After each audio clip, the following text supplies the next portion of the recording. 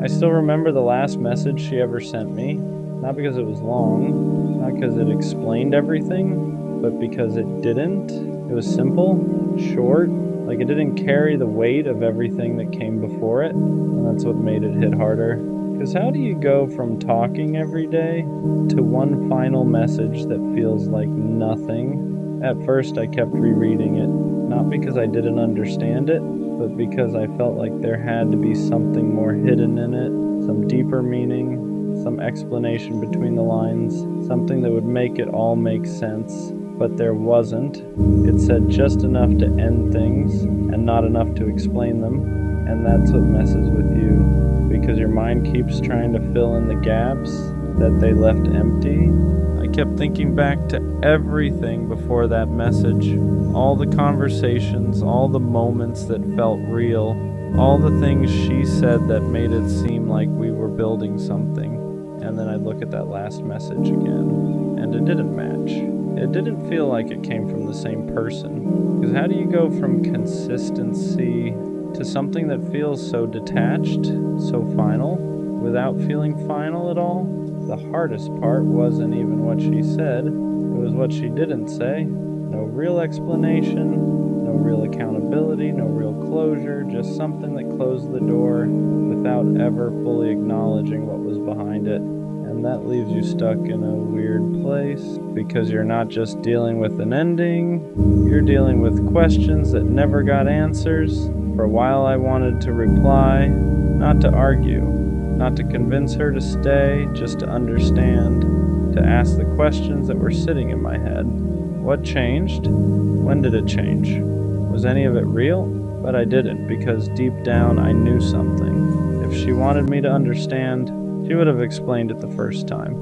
And that's a hard truth to accept, because it means the silence after that message was intentional, not confusion, not hesitation, a decision. She said what she wanted to say, and everything she didn't say was also part of that choice.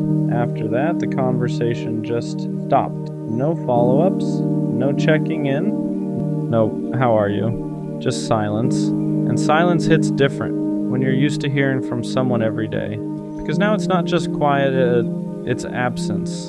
For a while I kept expecting another message, something more, something that would make it feel complete, but nothing came. And eventually, I had to accept something I didn't want to. That last message was really the last one. And over time, I stopped looking at it like something unfinished. I stopped expecting more, because sometimes closure doesn't come from another person. It comes from accepting what they already showed you, and what she showed me was enough, even if it wasn't explained. I still remember the last message she sent me, not because of what it said, but because of what it meant. It was the end. Not loud, not dramatic, just final. And now I understand something I didn't then. The way someone ends things tells you everything you need to know about how they saw it. So I stopped waiting for another message, stopped looking for more words, because the last one was already saying everything it needed to, just not in the way I wanted. Maybe I'm not hard to love. Maybe I'm just not someone people stay for, because they come close, they get attached, they say they care, they act invested, and then something shifts, they pull back, they get unsure, they choose easier. And after it happens enough times, you stop blaming timing, you start blaming yourself. You start wondering if you're good for the moment, but not for the long term. If you're exciting, but not secure. If you're lovable, but not keepable. And that thought sits heavy, because being left doesn't just hurt your heart, it makes you question your value. When almost relationships keep happening, your brain starts building a story, a quiet one. It says, people like you, but they don't stay. And once that narrative forms, everything starts filtering through it. If someone takes longer to reply, you assume they're losing interest. If someone pulls back slightly, you assume it's the beginning of the end. Because you've seen this pattern before, you've felt the slow fade, the shift in tone, the subtle detachment. So now even when something feels good, you brace yourself. Not because you're negative, because you're tired of being surprised. And the scary part, you start expecting abandonment before it even happens. You hold back. You don't get too excited. You don't fully relax, because deep down you're preparing for them to leave, not because you're unlovable, but because repetition turned into belief. Fully relax into the connection, because fully relax into the connection. Because what's the point if it's temporary anyway? You become hyper-aware, watching for changes, tracking energy shifts, reading into silence, and sometimes, without realizing it, you create distance first. You pull back slightly, you act less invested, you test their consistency, not to play games, but to protect yourself, because if they're gonna leave, you'd rather see it coming. But here's the hard truth. When you show up guarded, you don't give love the chance to feel safe. Not because you're toxic, not because you're difficult, but because you're tired of being surprised, tired of being left, tired of being the one who cares more. So you half show up, and then when it ends, it feels like confirmation. See? They left again. But maybe it's not that you're someone people don't stay for. Maybe it's that you're still healing from the last time they didn't. There's a difference between being left and choosing people who were never built to stay. That's the part we don't always see, because when someone walks away, it feels personal. It feels like they evaluated you and decided you weren't enough. But look closer. Were they consistent from the start? Were they clear about their intentions? Were they emotionally available or just present? Sometimes the pattern isn't that you're not worth staying for. It's that you keep giving your depth to people who only plan to visit. People who like connection but fear commitment. People who enjoy intimacy but avoid responsibility. And when they leave, it reinforces the narrative.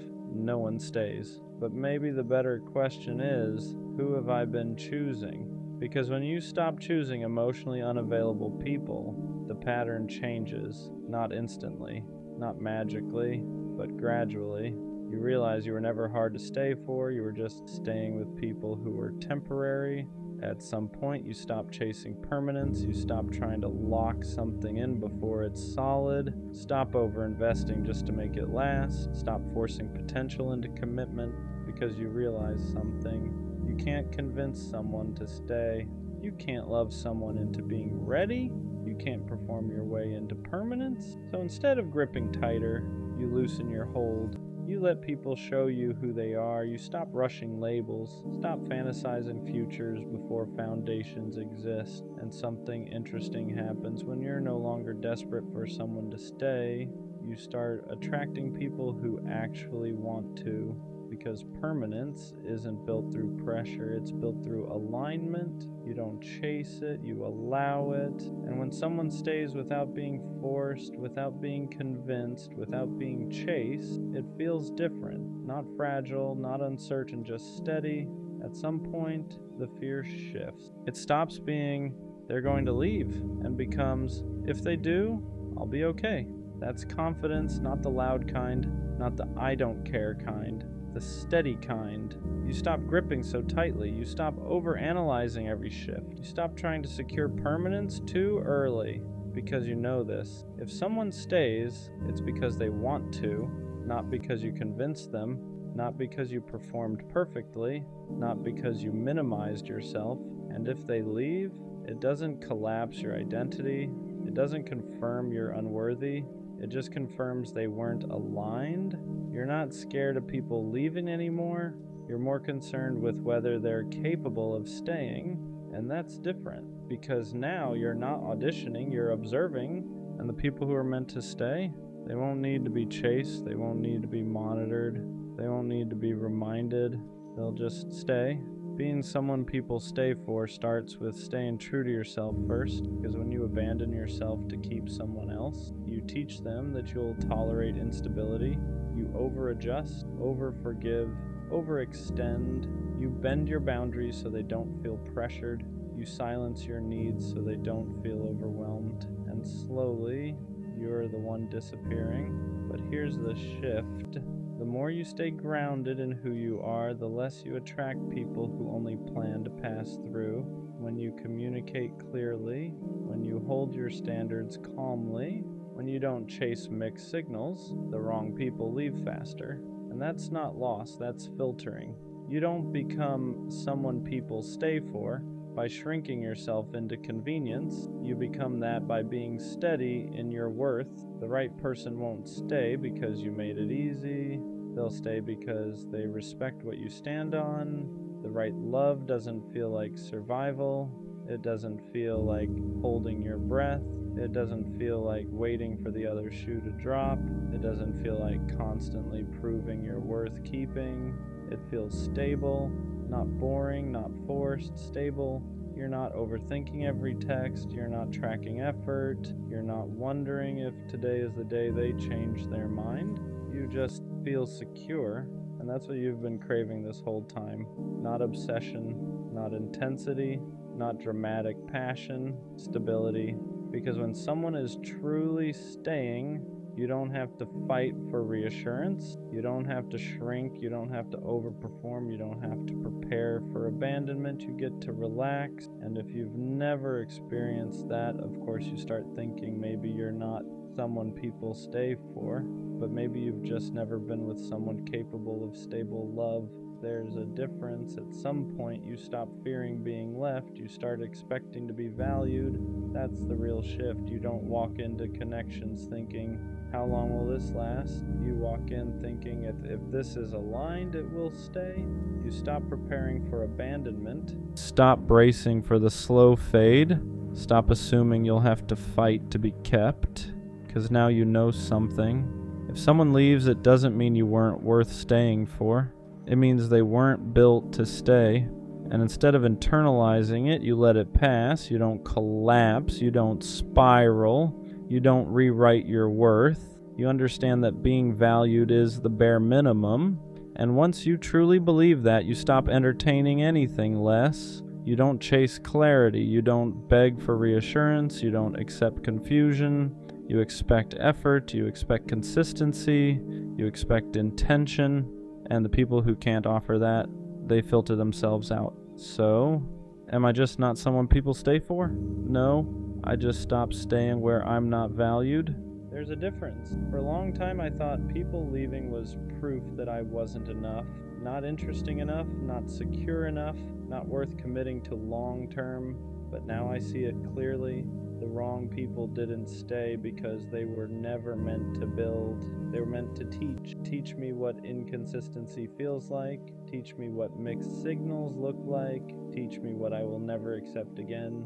And once you learn that, you stop chasing permanence. You stop trying to be easier. You stop overproving. You stop bending yourself into something digestible because you realize this.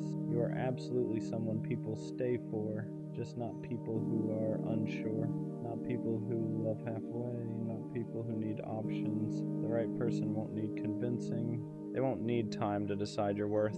They won't feel overwhelmed by your depth. They'll feel steady. And this time, if someone leaves, you won't question your value. You'll question their capacity because you're no longer asking, well, why don't people stay? You're asking, are they capable of staying at my level? And that's the shift. I don't know who needs to hear this, but you have to let them go. Not slowly, not halfway, not with one foot still stuck in the past. You have to actually let them go because they're not coming back, not in the way you want, not in the way you deserve. And holding on to that hope is what's keeping you stuck. That's the hardest part to accept. Not the loss itself, but the finality of it. The idea that the version of them you're waiting for doesn't exist anymore, or maybe it never did. You keep replaying memories, rereading old messages, telling yourself that if you just wait a little longer, they'll realize what they lost. That they'll come back changed, more sure, more ready. But the truth is, if they wanted to come back, they would have already. Letting go feels like betrayal, like you're giving up on something that once meant everything to you. It feels wrong to stop caring when you cared so deeply for so long. Your mind keeps fighting it, saying just one more day, just one more chance, just one more sign. But every extra day you hold on is another day you delay your own healing. You don't let go because you stop loving them. You let go because loving them is costing you yourself, your peace, your sleep, your confidence, your ability to be present. You've been living in a constant state of waiting for a text, waiting for clarity, waiting for closure that isn't coming, and that waiting has slowly been draining you. Here's what nobody tells you. Closure doesn't always come from a conversation. Sometimes closure is realizing that silence is the answer, that their absence is the explanation, that the confusion you feel is the clarity you've been avoiding, because someone who truly wants to be in your life won't make you question where you stand. You keep thinking that letting go means nothing good will ever replace what you lost, that you missed your chance, that this was the one. That's grief talking, not truth. Grief narrows your vision, makes the past feel bigger than the future. It convinces you that the best days are behind you, when in reality they haven't even happened yet. Letting go doesn't happen all at once. It's a series of small, painful choices. Choosing not to check their profile, choosing not to reread old messages, choosing not to fantasize about a version of them that no longer exists, choosing yourself, even when it hurts. And yeah, it's a hard pill to swallow, one of the hardest. But the sooner you swallow it, the sooner you can breathe again. The sooner your life starts moving forward instead of replaying the same chapter over and over. Good things are going to come again. I promise you that. But they can't find you if you're still emotionally living somewhere you no longer belong. Right now, it probably feels impossible to believe that anything good could come after this. When you lose someone you were attached to, your world shrinks. Your future starts looking empty, quiet, unfamiliar. You measure everything against them. Every laugh feels weaker. Every conversation feels forced. Every good moment feels incomplete because they're not there to share it with. That's normal. Your brain is grieving what could have been, not just what was. You're mourning the plans you never got to live out, the version of the future you built in your head, the comfort of having someone to lean on. And when that disappears, your mind panics. It tells you this was it. This was your chance. You won't feel like this again. But that voice isn't truth. It's fear. Fear tries to convince you that staying attached is safer than starting over, that even pain you recognize is better than uncertainty. So you cling to what's familiar even when it hurts you, even when it drains you, even when it keeps you stuck in the same emotional place you've been in for too long. Letting go feels like stepping into darkness. You don't know what's on the other side yet. You don't know who you'll become without them. You don't know how long it'll take to feel okay again, and that uncertainty is terrifying. But staying where you are guarantees one thing: nothing changes. You don't heal by holding on tighter. You heal by loosening your grip, even when every part of you wants to resist. You heal by accepting that some people are meant to be chapters, not whole stories, that some connections exist to teach you something, not to stay forever. And yeah, it hurts to admit that someone you love doesn't have a place in your life anymore. It hurts to realize that effort wasn't enough, that love alone couldn't fix timing, readiness, or their inability to choose you fully. But pain doesn't mean failure. Pain means you cared. Pain means you were real. You're not weak for struggling to let go. You're human. But don't confuse holding on with loyalty. Don't confuse waiting with strength. Sometimes the bravest thing you can do is walk away from something you still want because you know it's no longer good for you. You're not erasing them by letting go. You're releasing yourself. One of the most painful realizations you'll have is that letting go isn't about them at all. It's about you. It's about finally admitting that you've been living for something that no longer exists, that you've been holding space in your heart for someone who stopped holding space for you a long time ago. You tell yourself you're just being patient, that you're strong for waiting, that real love doesn't give up, but there's a difference between patience and self-abandonment. There's a difference between fighting for something and fighting yourself every single day just to survive it. And deep down, you know which one this has become. You've been stuck in this cycle of hope and disappointment. One day you feel okay, almost proud of how far you've come. The next day, a memory hits you out of nowhere and you're right back at the beginning. A song, a place, a random thought at 2 a.m., and suddenly your chest feels heavy again. That doesn't mean you're failing. It means you haven't fully let go yet, because part of you is still waiting for them to validate what you felt, to admit they hurt you, to say they cared as much as you did. But here's the truth you don't want to accept yet. You may never get that. And waiting for it is only keeping you tied to someone who already moved on. Letting go means accepting unanswered questions. It means choosing peace over understanding. It means realizing that not everything broken needs to be fixed. Some things just need to be released. And that's uncomfortable because your heart wants certainty, wants meaning, it wants closure wrapped in a conversation that makes everything make sense. But sometimes closure is recognizing that someone's inability to choose you is the answer. That their silence, their distance, their inconsistency already told you everything you needed to know. You just weren't ready to hear it yet. You didn't imagine the connection. You didn't make it all up. What you felt was real.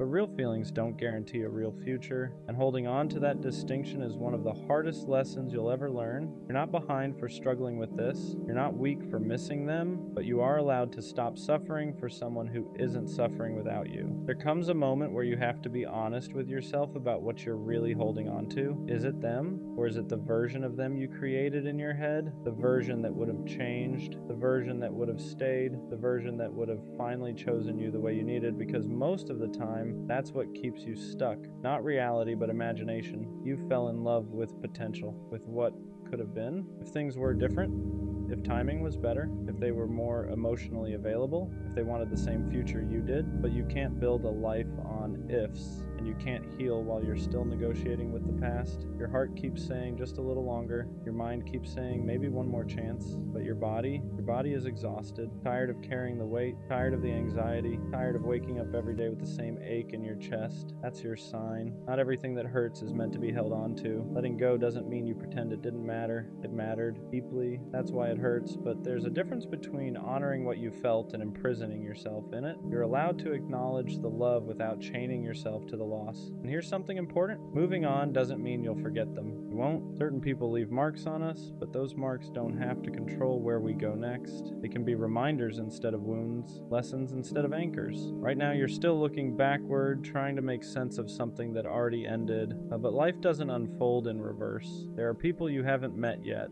versions of yourself you haven't grown into yet, moments that will make this pain feel smaller in comparison. You just can't see them because you're still standing in the doorway of what was. Letting go is choosing to step forward even when your legs are shaking, even when you're scared of what's next, even when you don't feel ready, because staying where you are is hurting you more than leaving ever could. One of the hardest things you'll face once you start letting go is the emptiness it leaves behind. Not just emotional emptiness, but routine emptiness. They used to be part of your day, someone you talked to when something good happened, someone you leaned on when things went wrong. And now there's this silence where their presence used to be. That silence can feel unbearable at first. Your instinct will be to fill it with distractions, with new people, with anything that keeps you from sitting with the loss. And while distractions can help temporarily, they won't heal you if you use them to avoid feeling. Because healing requires you to feel it fully, to sit in the discomfort, to accept that this chapter ended and that it's okay to grieve it. You might catch yourself wanting to reach out, not because you have something to say, but because you miss the familiarity, the comfort, the version of yourself that existed when they were around. But understand this, missing someone doesn't mean they're meant to be in your life again. It just means they were once important. There's a difference between love and attachment. Love wants what's best for both people. Attachment wants relief from pain. And most of the time when you want to go back, it's attachment talking, not love. It's the part of you that's scared of being alone, not the part that's thinking clearly. This is where growth actually happens. In the moments where you choose not to reach out, where you choose to sit with the ache instead of numbing it. You choose yourself even when it feels lonely. Every time you make that choice, you're rebuilding trust with yourself. You're proving that you can survive without them. And slowly, that silence won't feel so loud anymore. It'll start to feel like space. Space to think, space to breathe, space to rediscover who you are without them. And in that space, something new begins to form. Not another person, but a stronger version of you. One of the hardest things you'll face once you start letting go is the emptiness it leaves behind. Not just emotional emptiness, but routine emptiness. It used to be part of your day. Someone you talked to when something good happened, someone you leaned on when things went wrong. And now there's this silence where their presence used to be. That silence can feel unbearable at first. Your instinct will be to fill it with distractions, with new people, with anything that keeps you from sitting with the loss. And while distractions can help temporarily, they won't heal you if you use them to avoid feeling, because healing requires you to feel it fully, to sit in the discomfort, to accept that this chapter ended and that it's okay to grieve it. You might catch yourself wanting to reach out, not because you have something to say, but because you miss the familiarity, the comfort, the version of yourself that existed when they were around. But understand this. Missing someone doesn't mean they're meant to be in your life again. It just means they were once important. There's a difference between love and attachment. Love wants what's best for both people. Attachment wants relief from pain, and most of the time when you want to go back, it's attachment talking, not love. It's the part of you that's scared of being alone, not the part that's thinking clearly. This is where growth actually happens. And the moments where you choose not to reach out, where you choose to sit with the ache instead of numbing it, where you choose yourself even when it feels feels lonely, every time you make that choice, you're rebuilding trust with yourself. You're proving that you can survive without them. And slowly, that silence won't feel so loud anymore. It will start to feel like space to think, space to breathe, space to rediscover who you are without them. And in that space, something new begins to form, not another person, but a stronger version of you. Eventually, you start noticing small shifts, not dramatic ones, nothing that feels like a movie moment, just quiet changes. You wake up and they aren't the first thought in your head anymore. You go a few hours without checking your phone. You laugh at something and realize it didn't immediately remind you of them, and for a second you feel guilty for that. Like moving forward means erasing what you had. It doesn't. Healing isn't linear. Some days you'll feel strong, other days a random memory will knock the wind out of you. It doesn't mean you're going backwards, it means you're human. You spend time building something emotionally, tearing it down takes time too. Be patient with yourself in that process. This is also when clarity starts setting in. You begin to see things more honestly, the red flags you ignored, the effort imbalance, the moments where you shrunk yourself just to keep them around. You realize how often you settled for breadcrumbs and called it love because you didn't want to accept the truth. And instead of hurting you, that realization empowers you. Because now you know what you don't want. You know what you won't tolerate again. You know that love shouldn't feel like confusion, anxiety, or constant self-doubt. It shouldn't make you question your worth. It shouldn't require you to beg for effort or clarity. You also start forgiving yourself for staying too long, for hoping too hard, for ignoring your intuition. You did the best you could with what you knew at the time. That version of you was just trying to be loved. There's nothing shameful about that. And slowly you stop romanticizing the past. You stop replaying only the good parts. You start remembering the nights you felt lonely even when they were still around, the times you felt anxious instead of secure, the moments you felt like you were asking for too much when you were really just asking the wrong person. That's when letting go stops feeling like loss. It starts feeling like relief. At some point, you stop asking yourself why it didn't work. That question loses its power, not because you found every answer, but because you finally realize the answers wouldn't change the outcome. Understanding doesn't always heal you. Acceptance does. You accept that you loved genuinely, even if it wasn't returned the same way. You accept that you showed up fully, even if they didn't know how to meet you there. You accept that some people come into your life to teach you something, not to stay forever. And that lesson, as painful as it was, shaped you into someone wiser. You start trusting yourself again, trusting your judgment, trusting your ability to walk away when something doesn't feel right, trusting that if something ends, you will survive it. That trust is powerful. It changes how you approach everything else in your life. You become more intentional with your time, with your energy, with who you allow access to you. You no longer chase people who are unsure about you. You no longer explain your worth to anyone. You no longer wait around hoping someone will choose you, because you already chose yourself, and that choice shifts everything. You realize you don't need someone to complete you. You're already whole. You wanted them, yes, but you don't need them to be okay. That realization doesn't make you cold. It makes you free. Free from the constant anxiety, free from the emotional limbo, free from the cycle of waiting. You still believe in love, you still want connection, but now you want it without losing yourself, without shrinking, without begging, without settling. You want something that adds to your life, not something you have to recover from, and that's how you know you're healing. Not when the pain disappears completely, but when it no longer controls your decisions. I don't know who needs to hear this right now, but you have to let them go. Not because you didn't care enough, not because what you felt wasn't real, but because holding on to something that's already gone is only hurting you more. They're not coming back, and I know that's a hard pill to swallow. It's one of those truths that sits heavy in your chest because part of you is still hoping, still replaying memories, still thinking maybe one day things will go back to how they were. But the truth is, if they wanted to come back, they would have. You wouldn't be sitting here questioning everything. You wouldn't be overanalyzing every small sign. You wouldn't be waiting for a text that never comes. Someone who wants to be in your life makes that clear. They don't leave you guessing, they don't disappear, and expect you to keep the door open forever. Letting go doesn't mean what you had didn't matter. It doesn't erase the memories, the connection, or the time you shared. It just means you're choosing to stop living in the past. You're choosing to stop punishing yourself by holding on to something that no longer exists. And that choice takes strength, even if it doesn't feel like it right now. I know part of you is scared. Scared that letting go means starting over. Scared that you won't feel that way about anyone else again. Scared that this was your one chance at something special. But that fear is lying to you. Life doesn't give you just one opportunity for love, connection, or happiness. It gives you many, but only if you make space for them. The sooner you let go, the sooner you heal. The sooner you stop checking their page, rereading old messages, and asking yourself what you did wrong, the sooner you start moving forward. And moving forward doesn't mean forgetting. It means means accepting. It means allowing yourself to grow past this version of your life. Good things are going to come again, not the exact same things, not the same person, not the same situation, but something new, something healthier, something that won't leave you feeling confused, unchosen, or stuck. I promise you that. So let this be your reminder. You don't need to keep holding on to prove how much you cared. You've done enough. It's okay to release what no longer serves you. Sometimes the bravest thing you can do is finally say goodbye, even when part of you still wishes they'd stay. You know that one friend who always looks fine on the outside? The one who never really asks for help? The one who somehow holds everything together without making a sound? They're the one who cracks jokes when the room feels awkward, the one who lightens the mood when things get heavy, the one who says, "I'm good," so casually that nobody questions it. But if you look closely, their eyes tell a different story. They're always there, always listening, always giving advice, always making time. If someone's hurting, they show up. If someone needs comfort, they provide it. If someone feels lost, they help them find direction. They became the glue without ever asking to be. And over time, they learned something dangerous. They learned that people rely on them being strong. They learned that when they show pain,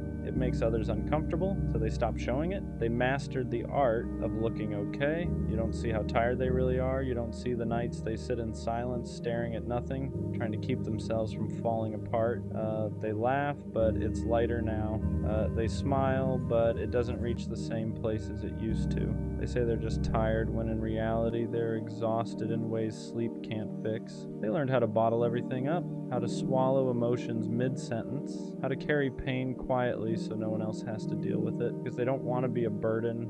They don't want to ruin the mood. They don't want to take up space. So they shrink themselves emotionally, even while holding space for everyone else. And the craziest part, they're not asking to be saved. They don't want attention. They don't want pity. They don't want grand gestures. They just want someone to notice, someone to really ask how they're doing and actually stay for the answer. Someone to notice that their laughter sounds a little forced lately, that their messages are shorter, that they're physically present but mentally somewhere else. Someone to say, "You don't have to be strong right now," because being the strong one gets lonely.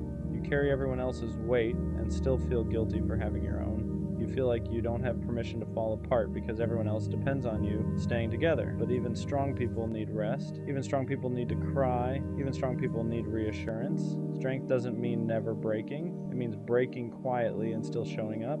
And that's not fair. So if you have that friend, the one who's always okay, the one who never complains, the one who holds everyone else together, check on them, not with a quick "you good?" Not with a surface level question. Check on them with presence, with patience, with a real conversation. Because sometimes the people who seem the most okay are the ones who need love the most. And sometimes all it takes is one person finally seeing them for the weight they've been carrying alone. I don't ask for much. I don't need constant reassurance. I don't need public displays. I don't need dramatic promises, but sometimes I catch myself wondering, do you even love me?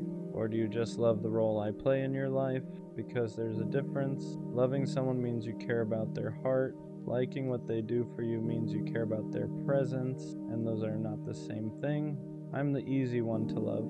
I don't argue much, I don't complain often. Try to understand before reacting. I adjust, I compromise, I give space when needed. And sometimes I wonder if that's the problem, because when you're low maintenance, people forget maintenance is still required.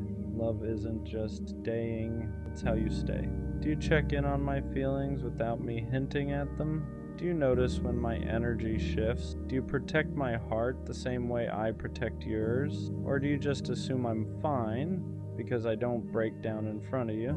I think what hurts the most is not being unloved. It's being loved passively.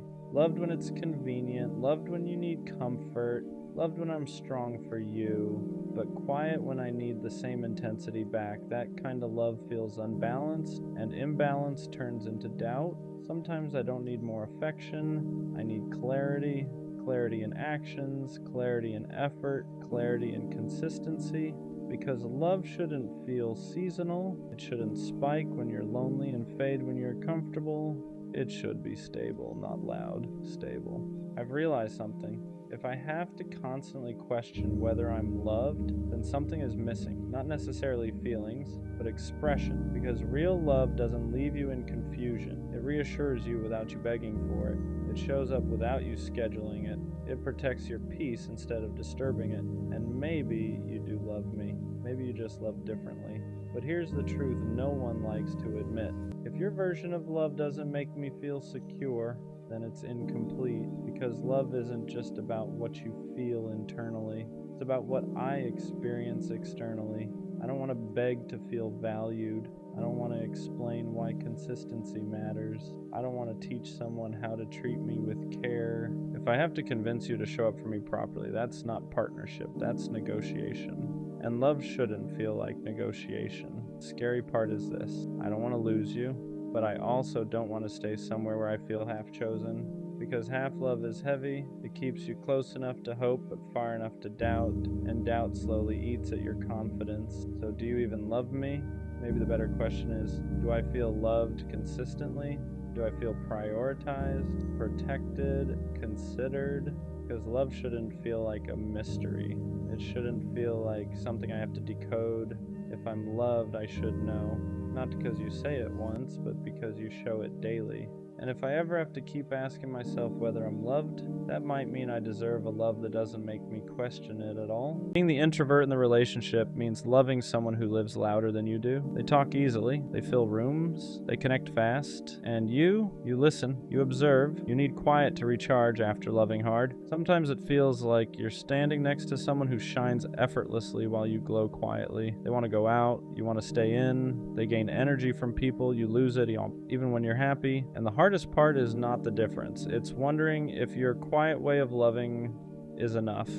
Because you don't always say everything, you don't always show excitement loudly, but when you choose someone, you choose them deeply. Being the introvert doesn't mean you love less. It means you love in a way that's calm, steady, and intentional, and sometimes that gets misunderstood. Being with an extrovert means watching them move through the world with ease. They make friends everywhere, they're invited everywhere, people are drawn to them naturally, and sometimes, standing next to that, you wonder where you fit, not because they make you feel small, but because you don't take up space the same way. They thrive in crowds, you count the minutes until you can recharge, they talk things out loud, you process everything internally first, and there are moments where you feel guilty for needing quiet after a long day of loving them. You worry that asking for space sounds like distance, that needing alone time sounds like disinterest, but the truth is, your silence isn't absence. It's how you stay present without burning out. Loving loudly isn't the only way to love deeply, and being quieter doesn't mean you're less committed. It just means your love lives in steadiness, not spotlight. The unspoken fear is that one day you won't be enough,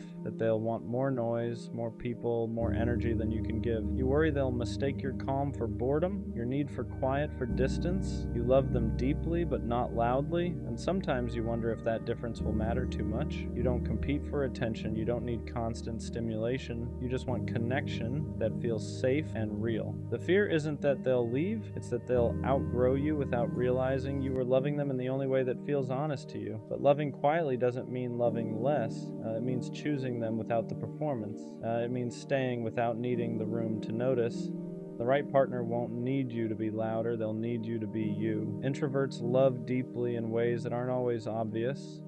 You remember details, you notice shifts in mood, you feel things before they're said. While they're talking to the room, you're paying attention to them. You're the one who listens after the party ends, the one who creates calm when everything feels loud, the one who offers presence instead of constant stimulation. Your love shows up in consistency, not volume, in choosing the same person again and again, even when it's quiet, even when no one's watching. And often your extroverted partner doesn't realize how much they need that until life gets overwhelming, until they're tired, until the noise fades, until they need someone who knows how to stay still with them. That's when your kind of love becomes the anchor. Not flashy, not loud, just steady. Introverts and extroverts can work beautifully together, but only when both ways of loving are respected. You don't need to become louder to be enough for them, and they don't need to become quieter to be right for you. What matters is understanding that your need for space isn't rejection, that their need for people isn't avoidance. You recharge differently, but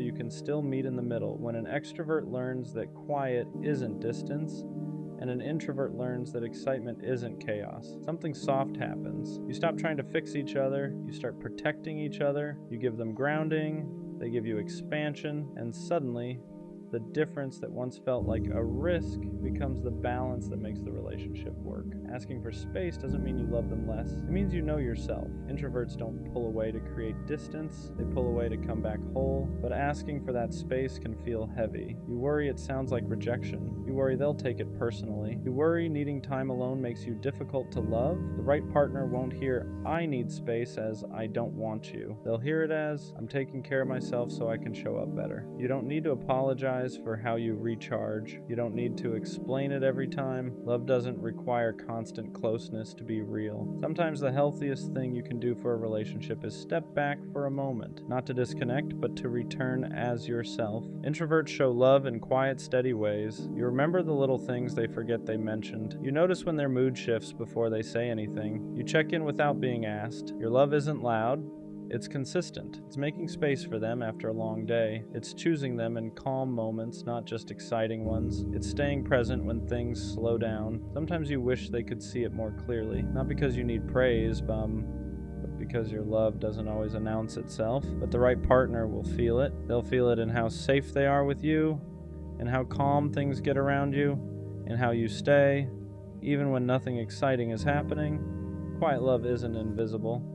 It's just not performing. And the people who value depth will always recognize it. It's easy to compare yourself to an extroverted partner, to wonder why you don't light up rooms, why you don't want constant plans, why loving quietly feels like a disadvantage. But your quiet nature isn't something to fix. It's something that brings balance. You offer depth in a world of noise. You offer presence in a world of distraction. You offer steadiness when everything else feels fast. You don't compete for attention. You create connection. And when you stop comparing, something shifts.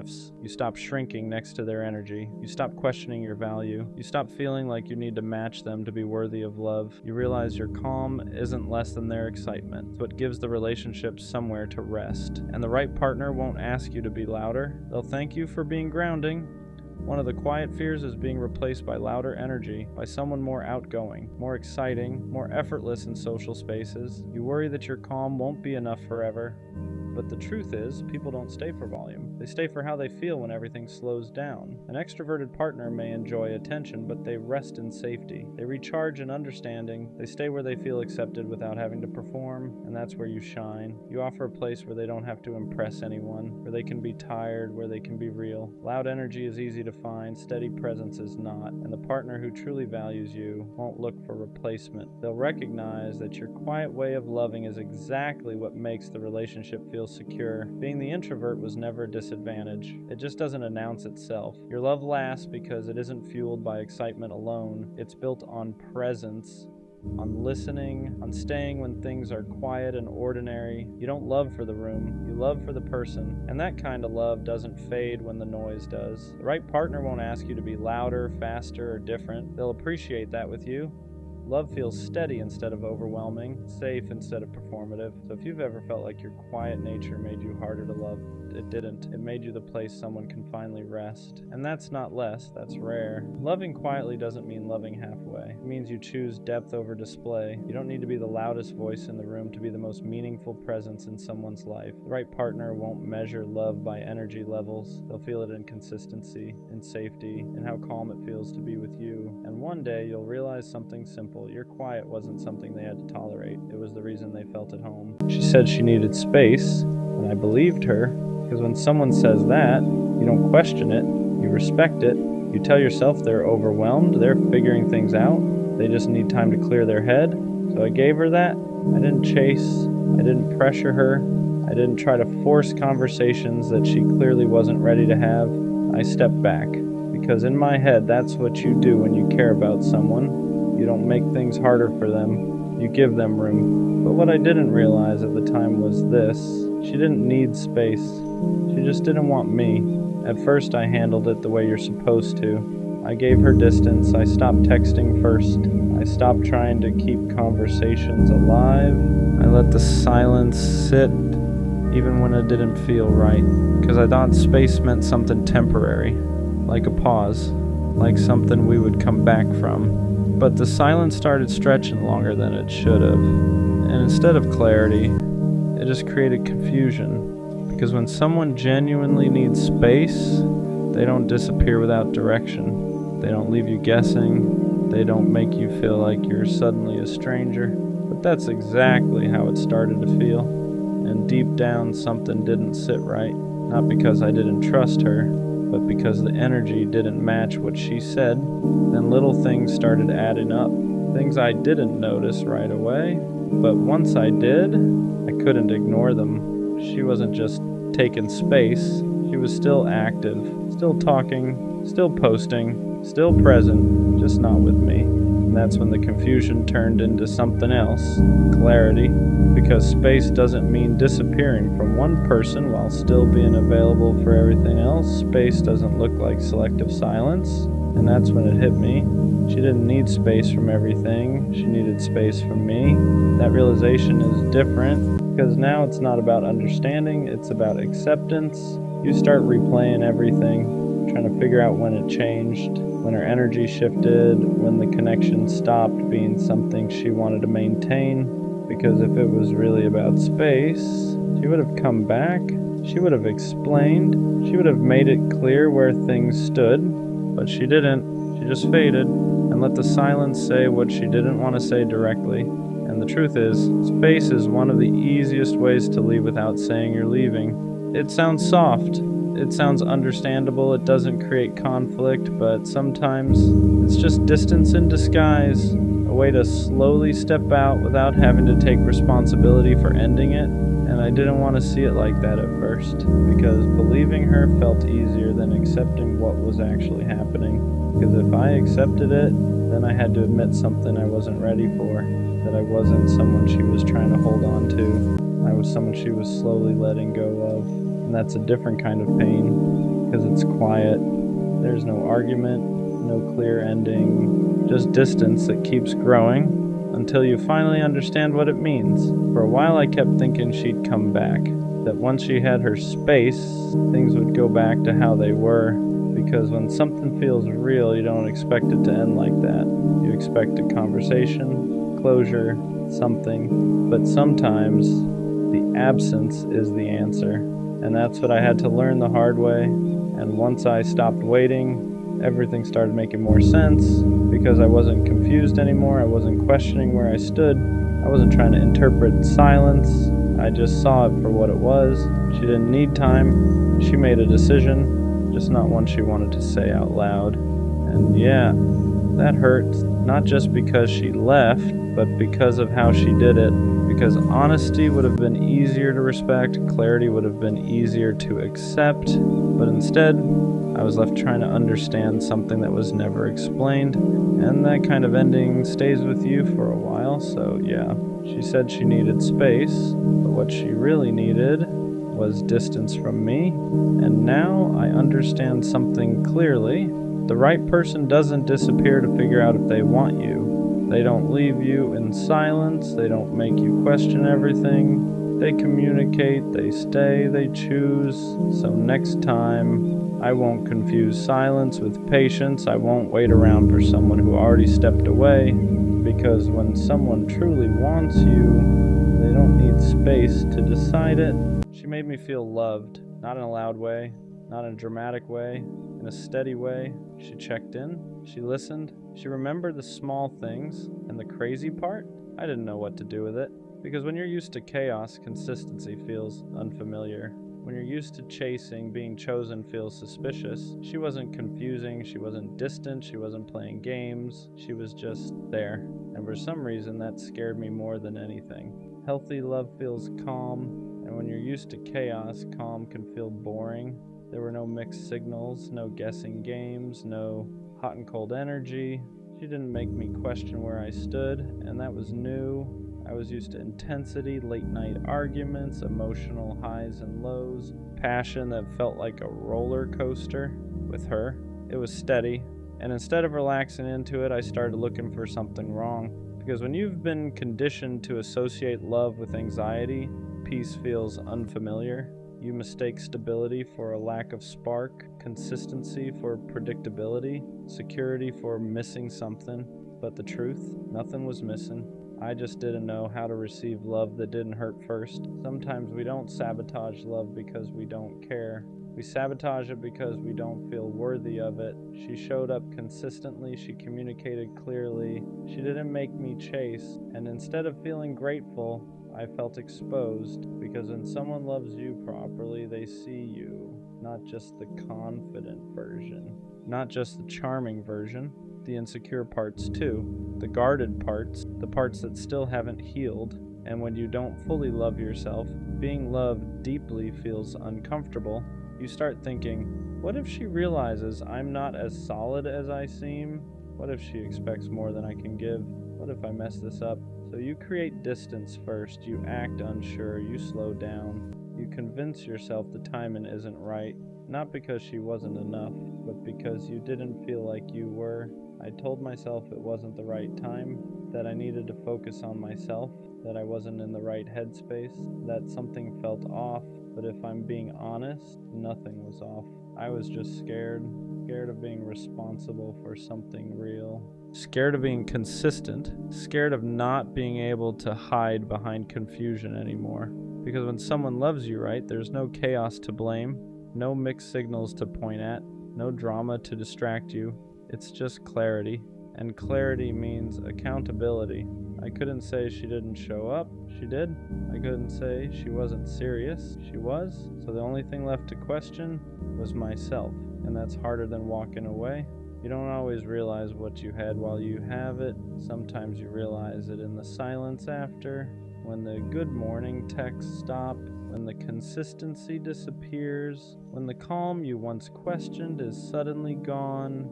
And that's when it hits. She wasn't boring, she was safe, she wasn't too available, she was intentional. She wasn't lacking spark, she just wasn't chaos. I confused stability with something missing because I was addicted to intensity.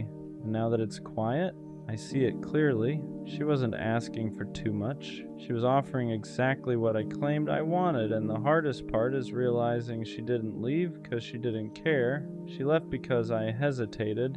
Growth doesn't always happen while you're in something good. Sometimes it happens after you lose it, after the silence, after the distance, after you sit alone with no one to blame but yourself. That's when reflection hits differently. You replay conversations, moments you brushed off, times she asked for reassurance and you gave her half answers, not because you didn't care, but because you weren't mature enough yet to handle something healthy. And the painful part, you finally become the version of yourself that she needed, clearer, more emotionally aware, more ready, but she's not there anymore. And that's the lesson. Sometimes the right person meets you at the wrong version of yourself, and losing them is what forces you to grow. Now the question is different. Do I reach back out, or do I let her have the peace I couldn't give her before, because missing someone isn't the same as being ready for them? Regret can feel like growth, loneliness can feel like clarity, but are you actually different, or do you just miss how she made you feel? That's the part nobody talks about. It's easy to want someone back when you finally understand their value. It's harder to admit you might still not be the version they deserve. Reaching out isn't about easing your guilt. It's about being certain you won't repeat the same pattern. Because if she loved you right once, she deserves someone who can love her right back. And if that's finally you, then show up differently. If it's not, let her be loved properly by someone who was ready the first time. Being ready isn't about having your life perfect. It's about emotional responsibility. It's about being able to communicate without shutting down, being consistent without feeling trapped, being vulnerable without running when it gets real. I thought being ready meant having money right, career right, timing right, but she didn't need perfection. She needed presence. She needed reassurance without having to beg for it. She needed clarity without having to decode it. She needed someone who didn't confuse peace with boredom. And the truth, I wasn't emotionally disciplined enough. I like being loved, but I wasn't ready to love back at the same level. And that's the difference. Being ready means you don't just enjoy the love, you reciprocate it fully. Was losing her a mistake, or was it a lesson I had to learn the hard way? At first it felt like a mistake, like I let something rare slip through my hands, like I fumbled the one person who actually showed up right. But the more I sat with it, the more I realized something. If I wasn't ready, I would have hurt her eventually. Not intentionally, not maliciously, but through inconsistency, through hesitation, through emotional immaturity. And she didn't deserve that. Sometimes the loss isn't punishment, it's preparation. Preparation to become the version of yourself who doesn't run from healthy love, who doesn't confuse peace with boredom, who doesn't sabotage stability. Maybe she wasn't meant to stay forever. Maybe she was meant to show me what real love looks like, so I'd stop settling for less and stop being less. And that doesn't erase the regret, but it gives it meaning. Will she ever know how much she meant to me? Probably not in the way she deserved, because when she was loving me out loud, I was loving her quietly. When she was certain, I was unsure. When she was present, I was half in. And now that I finally understand her value, it's in hindsight. But here's what I do know. She raised my standard, not just for what I want, but for who I need to be. She showed me that love doesn't have to be chaotic to be real, that consistency isn't boring, that reassurance isn't weakness, that stability is rare, and maybe she'll never know how much she changed me. Maybe she'll never know that losing her is what forced me to grow. But one day, when I love someone the right way, fully, clearly, consistently, a part of that will be because of her, because she loved me right, even when I wasn't ready, and that's something I'll always respect. I'll be gone one day, not in a dramatic way, not as a threat, not as a goodbye, just as a fact. One day I won't be this accessible, I won't be this available, I won't be this version of me, and sometimes I wonder, will people notice? Will they realize what I carried, what I gave, what I stayed through? Or will it only make sense when I'm not around to do it anymore? It's strange feeling invisible while you're still here. You show up, you check in, you stay consistent, you carry conversations, you give effort, you hold things together quietly, but it feels expected, like your presence is normal, like your loyalty is assumed, like your effort is just background noise. And that's when the thought creeps in.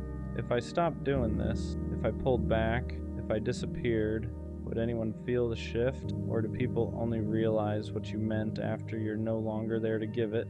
Being the strong one rarely gets applauded. You're the one people vent to, the one who keeps it together, the one who doesn't break down publicly. So they assume you're fine. They assume you don't need reassurance, don't need checking in, don't need to be chosen loudly, because you've trained everyone to see you as stable, but strength can be lonely, carrying everyone else's emotions while quietly managing your own, smiling through things you never fully process. And sometimes you think, if I ever stopped being the strong one, would anyone know how to hold me? Or would they only realize what I was carrying after I put it down? There's a quiet exhaustion that comes with always being dependable. You don't cancel, you don't disappear, you don't make people question where they stand with you. You're solid. And because of that, people get comfortable. They assume you'll always answer, always show up, always understand. But no one asks how much it costs you.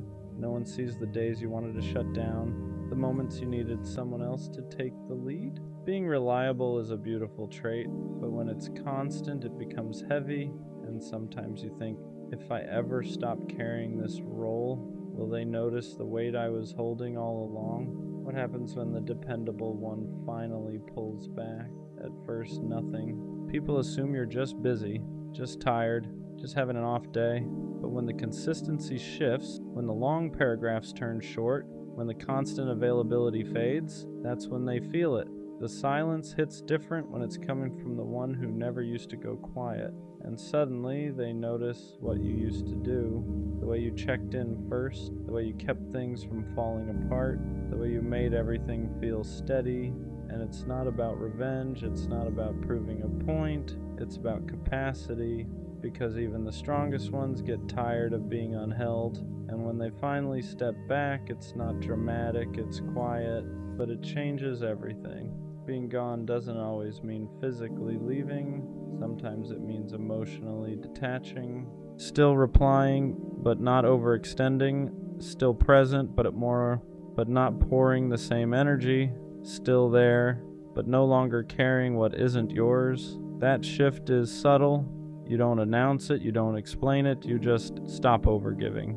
And the people who were used to your full capacity start to feel the difference, because now you're protecting your energy instead of offering it endlessly.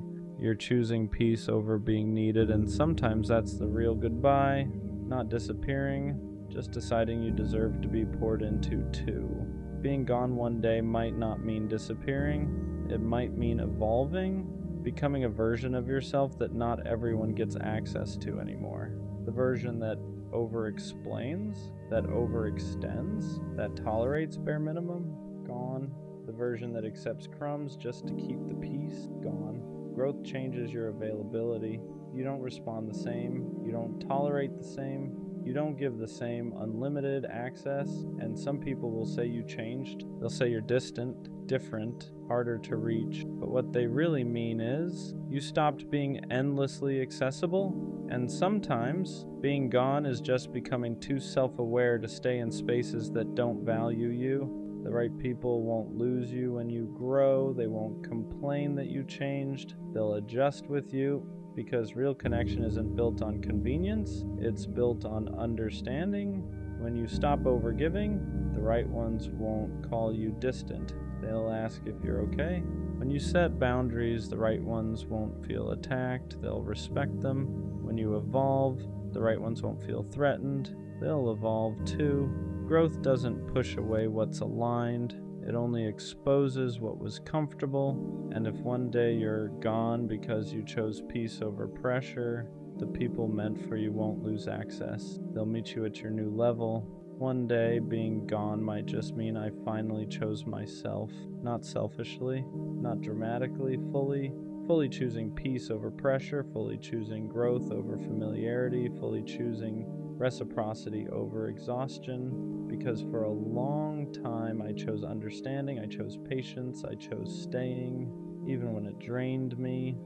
But one day I'll choose alignment, and that might look like distance to people who benefited from my overgiving. It might look like silence to people who only checked in when I carried things. But to me, it'll feel like relief, because being gone isn't always about leaving others. Sometimes it's about finally not leaving yourself.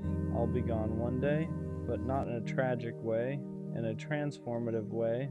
I'll be gone from the spaces that drained me, gone from the roles that confined me, gone from the version of me that overgave just to be appreciated. And the people who only valued what I provided, they'll call it distance. The people who only noticed when I carried things, they'll call it change. But the ones who truly saw me, they'll understand. Because being gone isn't disappearing, it's evolution. It's choosing peace over performance, reciprocity over exhaustion, alignment over attachment. One day I'll be gone. And it won't be because I faded. It'll be because I finally grew into a version of myself that refuses to stay where I'm not valued. And that's not a loss. That's a rebirth. I really thought she was different, not in a cliche way. Not in that she's not like other girls type of thinking. I mean, I genuinely believe she moved differently, because from the start she didn't feel like everyone else. She listened, she asked questions, she made it seem like she actually cared about what I was saying. And that's rare, especially now.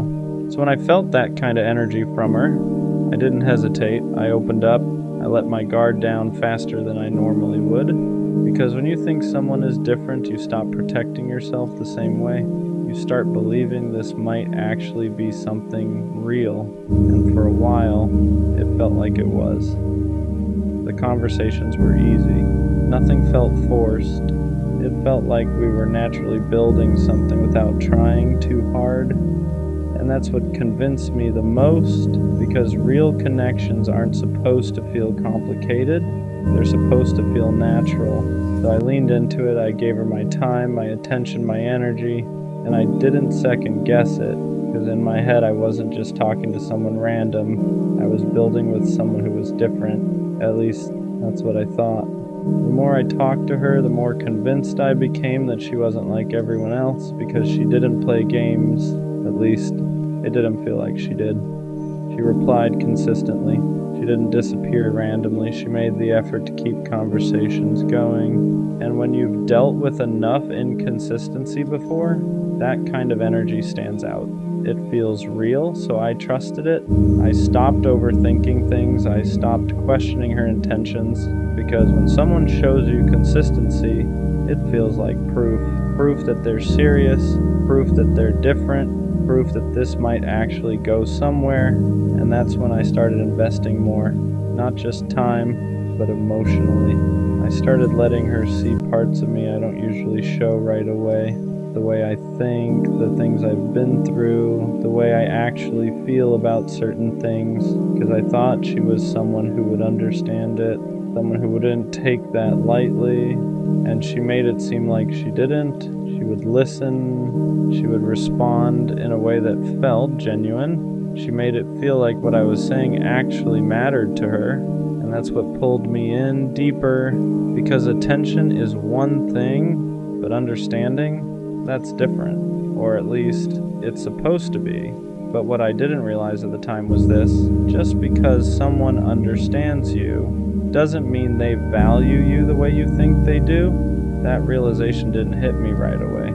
At first, everything still felt real, because when someone listens to you, understands you, and responds in a way that feels genuine, it's easy to believe they care on a deeper level. And I did.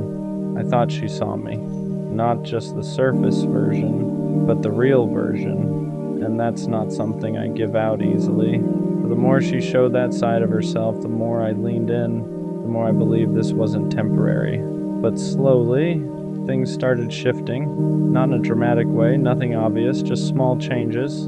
Her replies weren't as consistent. The energy in conversations felt a little different. The effort started feeling slightly uneven. At first I ignored it, because when you believe someone is different, you don't immediately assume they're changing. You assume something else is going on. Maybe she's busy, maybe she's stressed, maybe she just needs space. So I stayed patient. I didn't pull back. I didn't question her. I just kept showing up the same way I always did.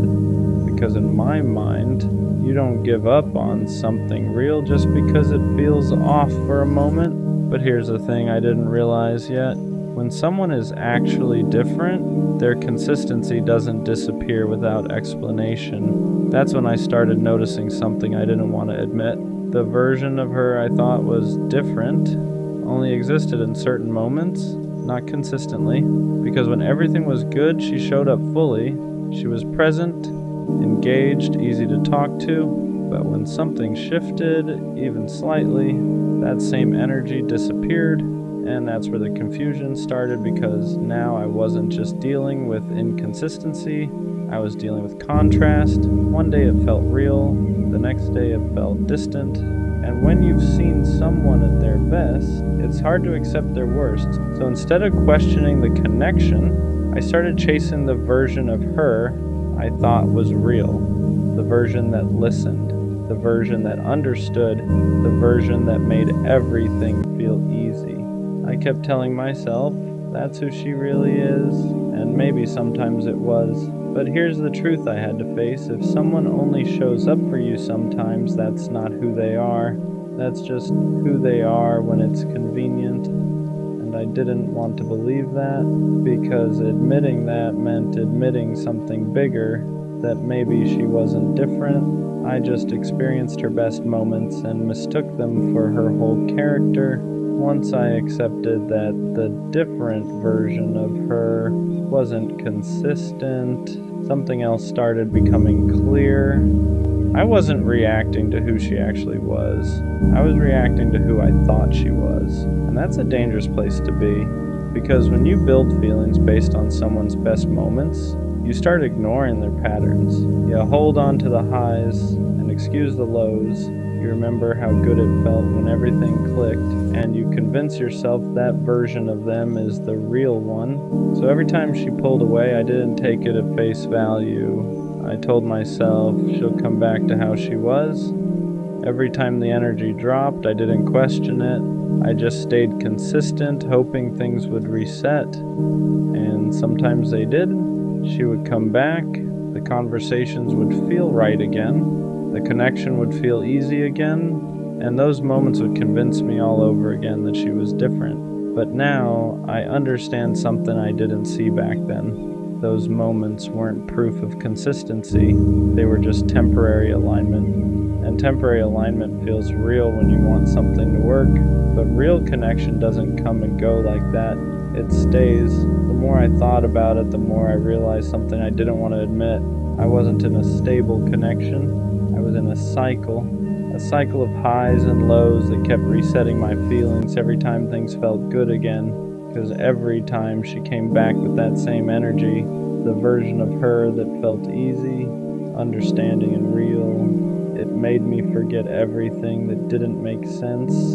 It made me forget the distance, the inconsistency, the moments where I felt like I was the only one holding it together. And that's how cycles keep you stuck. They give you just enough to stay, but never enough to feel secure. And I confused that with something meaningful. I thought the fact that we could get back to that good place meant something. I thought it meant the connection was strong enough to survive anything. But now I understand something clearly. If something keeps breaking and resetting, it's not strong, it's unstable. And I was calling instability different because I didn't want to accept that it wasn't what I thought it was. At some point, I had to stop focusing on how she was in her best moments and start paying attention to how she showed up consistently, because consistency tells you the truth, not the highlights, not the good days, not the moments where everything feels perfect. Consistency. And when I looked at that honestly, the picture changed. She wasn't always there, she wasn't always present, she wasn't always giving the same energy I was. And that's when it hit me. Someone who is actually different doesn't make you feel unsure about where you stand. They don't make you question their effort. They don't make you feel like you're chasing clarity. They give you that clarity naturally, and I didn't have that. I had moments of clarity mixed with long stretches of confusion, and confusion isn't what different feels like.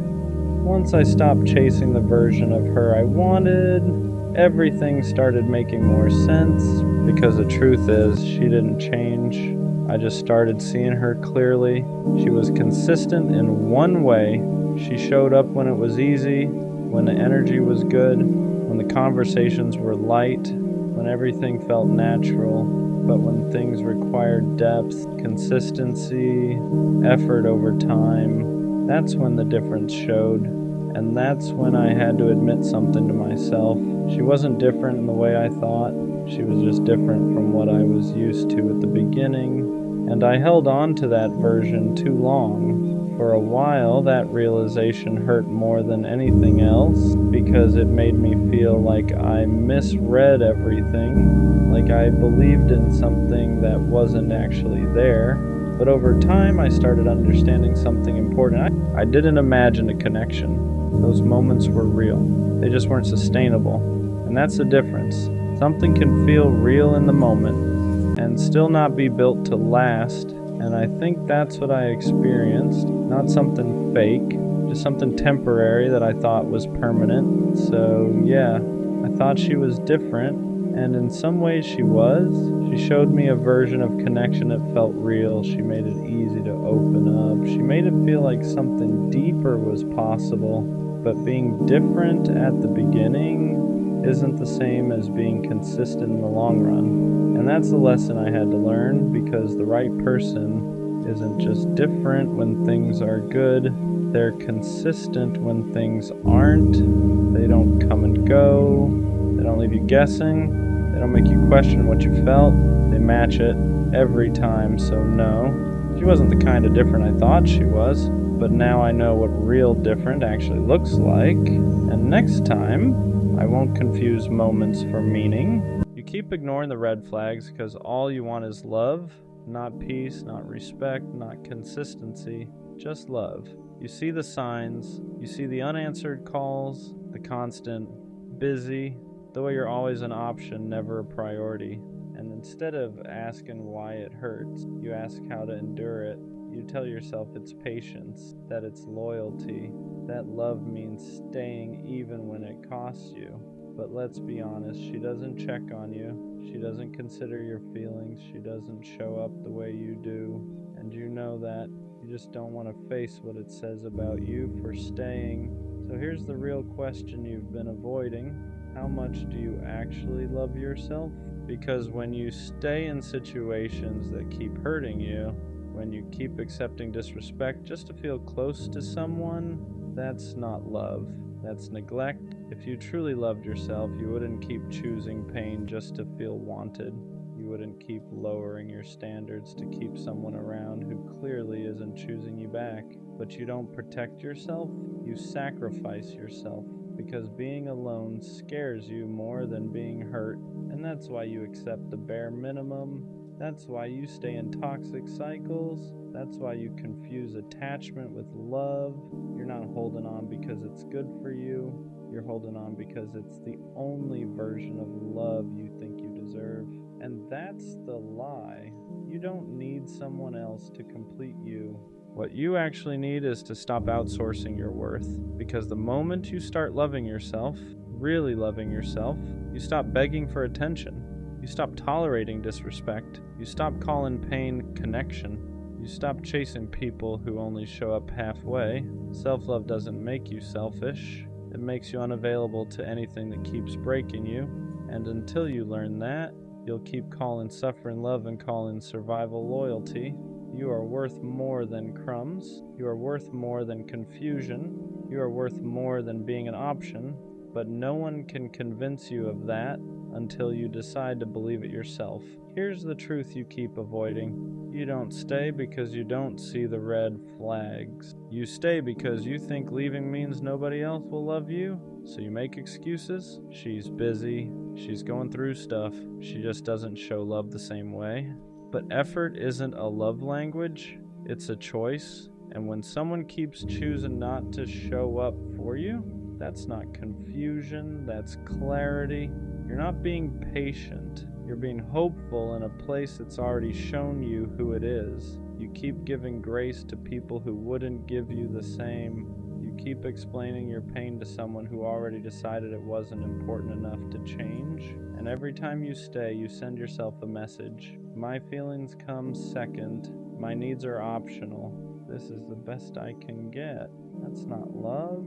That's self-betrayal. You think walking away means losing them, but what you're really losing right now is respect for yourself, because someone who values you doesn't make you question your worth. They don't make you beg for consistency. They don't disappear and call it space. And the reason this keeps happening isn't because you love too hard. It's because you don't love yourself hard enough to leave when you should. The moment you start choosing yourself, red flags stop looking like obstacles and start looking like exits. And exits aren't failures, they're protection. Ignoring red flags doesn't just hurt you once, it trains people how to treat you. Every time you stay after disrespect, you teach them you'll tolerate it. Every time you forgive without change, you show them your boundaries don't mean much, and they adjust accordingly. They respond less. They try less, they care just enough to keep you around, but never enough to show up fully. Because why would they? You already proved you'll stay without effort. You think you're being understanding, but what you're really doing is normalizing behavior that shouldn't have access to you. You answer late replies immediately. You accept apologies without accountability. You let patterns repeat because you're afraid of starting over, and slowly, your standards drop while their comfort rises. That's the trade you're making. You're giving someone emotional safety while you live in emotional uncertainty. And the worst part? You start blaming yourself. You tell yourself you're asking for too much, that you're sensitive, that this is just how relationships are. But healthy love doesn't require endurance. You don't have to survive it. You don't have to fight for basic respect. You don't have to convince someone to treat you well. Red flags aren't challenges to overcome. They're warnings to listen to, and the longer you ignore them, the harder it becomes to remember what being valued even feels like. The pattern doesn't break when they change, it breaks when you do. The reason you keep ignoring red flags is because you confuse attachment with love. Love feels steady, attachment feels urgent. Love doesn't make you anxious. Attachment keeps you checking your phone, replaying conversations, wondering where you stand, and you call that passion. But what you're really feeling is fear.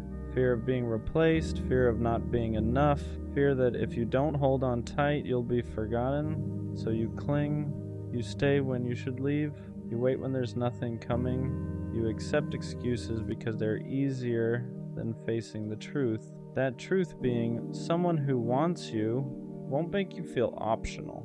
Attachment makes you chase because it needs reassurance. Love doesn't chase, it meets. And until you learn the difference, every red flag will feel like something you just need to work through.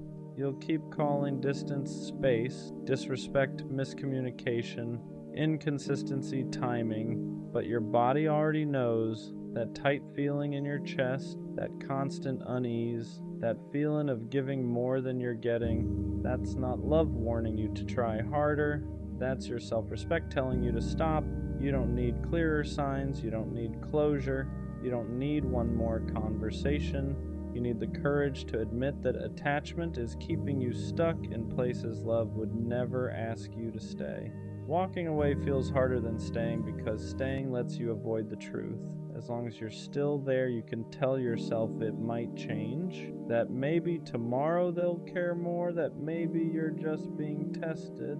Hope keeps you stuck because leaving means admitting you invested in something that wasn't good for you. It means admitting you ignored your instincts, that you stayed longer than you should have, that you loved someone who couldn't meet you halfway, and that hurts your pride. So instead, you endure. You tell yourself pain is temporary, that love requires sacrifice, that every relationship has rough patches, but here's the part you don't want to hear. Love doesn't consistently make you feel small. It doesn't drain you. It doesn't confuse you. It doesn't make you feel like you're asking for too much just by wanting basic respect. You stay because leaving forces accountability, not for them, but for you. It forces you to ask why you accepted less, why you ignored the signs, why you stayed quiet when your boundaries were crossed. And that's uncomfortable. But staying is costing you more than leaving ever will. Every day you remain in a situation that disrespects you, you reinforce the belief that this is all you deserve, and that belief is the real damage. Walking away isn't giving up on love, it's giving up on self-betrayal. And the moment you finally choose yourself, red flags stop feeling confusing. They feel obvious. The moment you stop ignoring red flags, everything gets quiet. No chaos, no anxiety spikes, no constant checking to see if someone still wants you. And at first, that silence feels uncomfortable because you're used to confusion, used to emotional ups and downs, used to love feeling like something you have to manage. So when you finally walk away, your brain starts questioning you. Maybe I overreacted. Maybe I should have stayed. Maybe this is just how love feels. But that's just withdrawal. You're not missing them. You're missing the familiarity of the pattern because ignoring red flags wasn't just about them. It was about what you were willing to tolerate to avoid being alone. Now that you've chosen yourself, you start seeing things clearly. You realize how drained you were, how often you made excuses, how little you were actually asking for compared to how much you were giving, and that clarity changes you. You don't feel pulled toward inconsistency anymore. You don't chase mixed signals. You don't feel tempted by people who only show up halfway.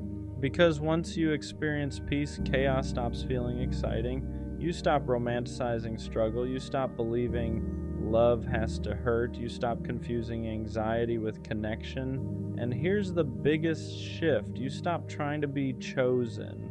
You start choosing. Who gets access to you? Who gets your time? Who gets your emotional energy? Red flags don't feel like puzzles anymore. They feel like answers. And instead of asking me, can I make this work? You ask, does this protect me? That's when self-respect kicks in. Not loud, not dramatic, just firm. When you stop ignoring red flags, people from your past don't recognize you anymore. Not because you changed for the worse, but because you stopped being convenient.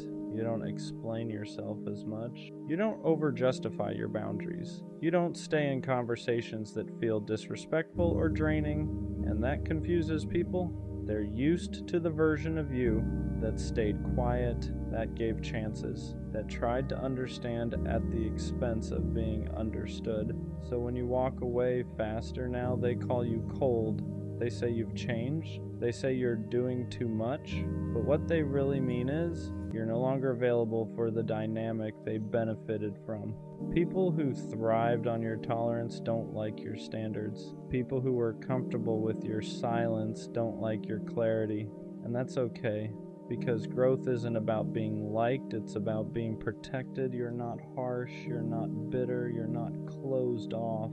You're just done negotiating your self-respect. You no longer wait for disrespect to become unbearable before leaving. You don't need proof anymore. The first pattern is enough. And here's the part that matters most. The right people won't question this version of you. They won't push your boundaries. They won't test your tolerance. They won't need you to over-explain. They'll feel your standards and meet them naturally. Anyone who leaves because you stopped accepting red flags was never meant to stay anyway. That's not loss, that's alignment. Self-respect feels lonely at first, not because you're doing something wrong, but because you stopped tolerating what everyone else normalized. You don't have constant access to people anymore. You don't have drama to distract you. You don't have half connections keeping you entertained. And that quiet can feel heavy, because for a long time, chaos made you feel needed, inconsistency made you feel chosen, fixing things made you feel valuable. Now none of that is there, and your brain tries to convince you that you're missing out, that maybe you were happier when you stayed, that maybe standards are overrated, that maybe being lonely is worse than being disrespected. But that's just the adjustment period. You're unlearning a pattern where love had to hurt to feel real. Self-respect strips away the noise and leaves you with truth. You start seeing how many connections were built on convenience instead of care. How many people stayed because you made it easy for them, not because they valued you. And yes, that realization stings, but it also gives you something you didn't have before. Peace, no guessing, no waiting, no emotional whiplash, just clarity. And from that clarity, your standards get quieter but stronger. You don't announce them, you don't defend them, you just live by them. And anyone who can't meet you there falls away naturally. Loneliness isn't punishment here. It's space to rebuild your sense of worth without someone else validating it. Space to remember who you are when you're not chasing or fixing or proving. And soon, that loneliness turns into confidence. Not loud confidence, stable confidence. The kind that doesn't rush, the kind that doesn't beg, the kind that knows red flags aren't obstacles, they're directions. At some point, you realize something uncomfortable. You don't actually miss them. You miss the version of yourself that kept trying to be enough. You miss the effort you gave, the hope you held on to, the belief that if you just loved harder, things would finally change, because chasing gave you purpose. It made your pain feel meaningful. It made waiting feel justified. It made disappointment feel like part of the process. Now that you've stopped, there's nothing left to fix. And that's when the grief shows up. You grieve the time you spent trying to earn what should have been given freely. You grieve the energy you poured into people who never poured back. You grieve the patience you mistook for love, not because you were foolish, but because you cared. And it hurts to admit that caring didn't save anything. You start seeing clearly how often you ignored your own voice, how many times your body told you to leave while your heart begged you to stay. You stayed loyal to people who weren't loyal to your peace, and that realization is heavy, because now you can't go back, you can't unsee the patterns, you can't pretend disrespect was accidental. You can't convince yourself that red flags were just misunderstandings. You've outgrown the version of you that survived on hope alone, and while that growth is necessary, it still feels like loss. But here's the truth: you didn't lose something real.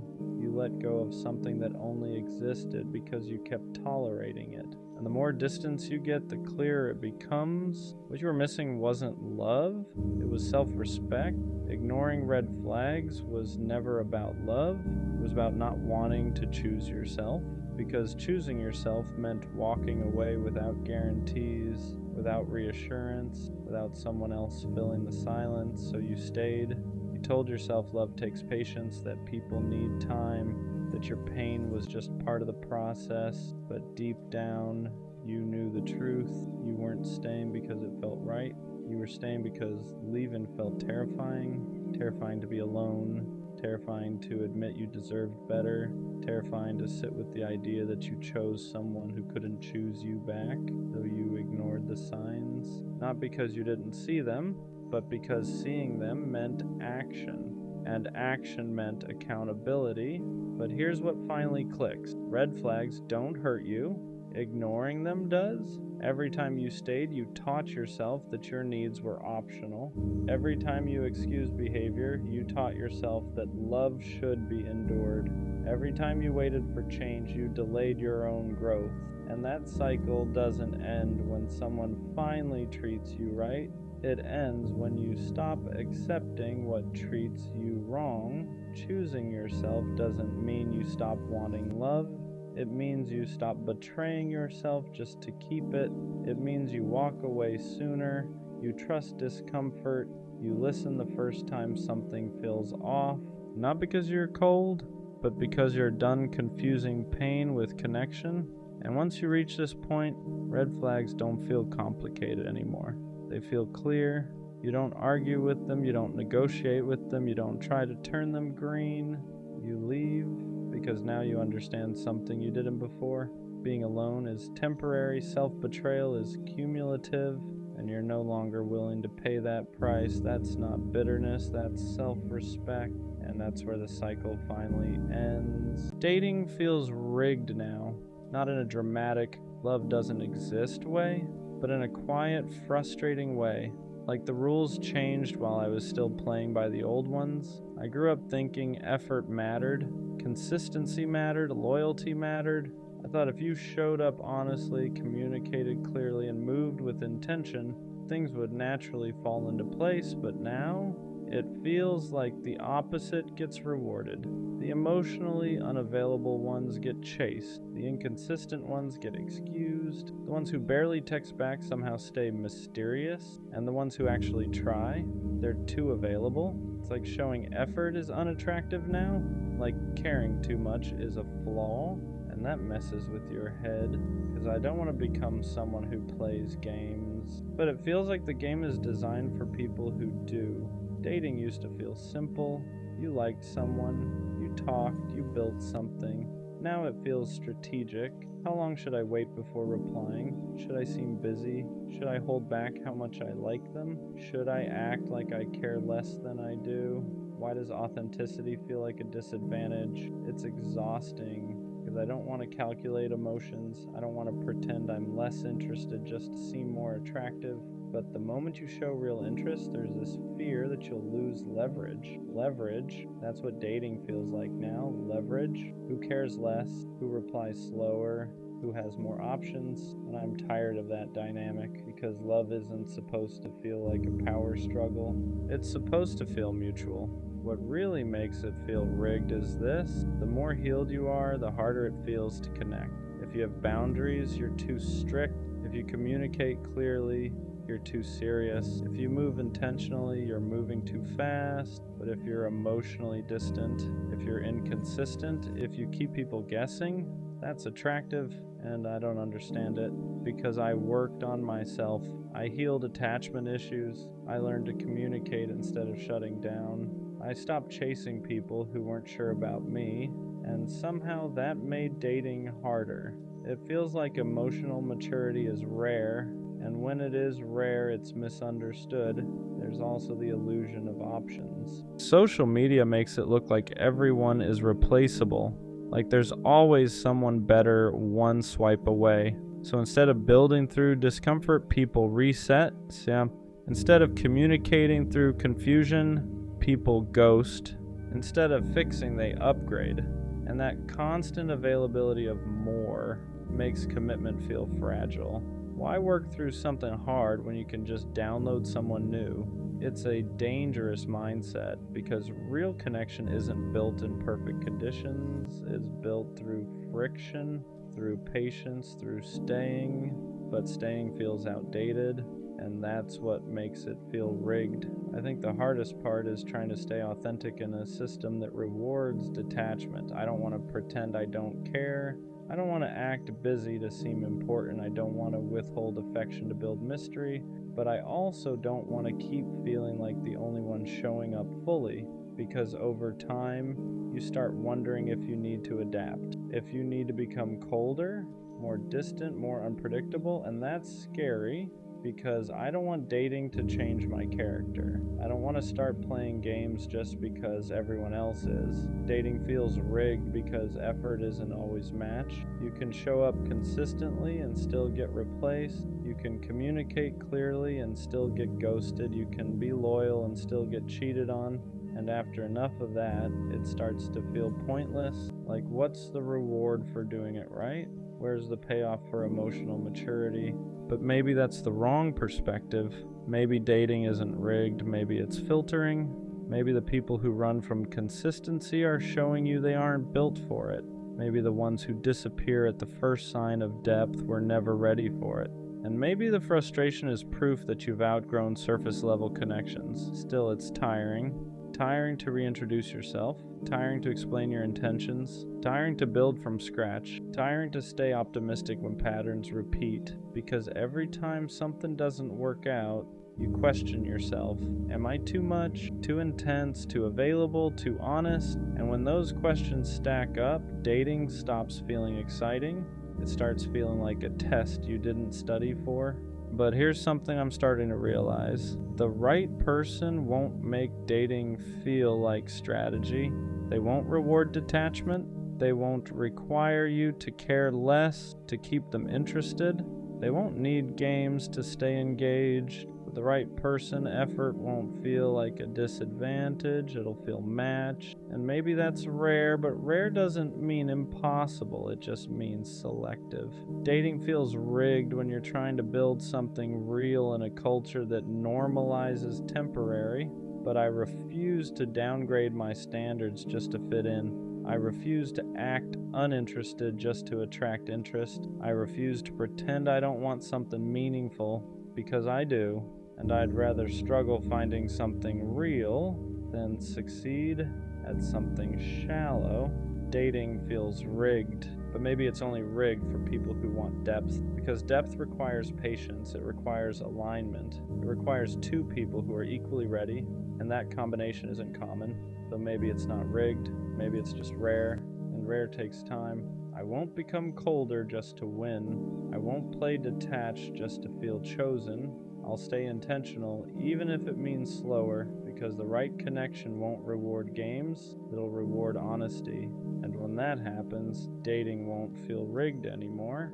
It'll finally feel aligned. I knew it wasn't going to last, not because they said it, not because there were red flags everywhere, but because something in me never fully relaxed. Even in the good moments, there was a quiet voice saying, "Don't get too attached." I enjoyed it.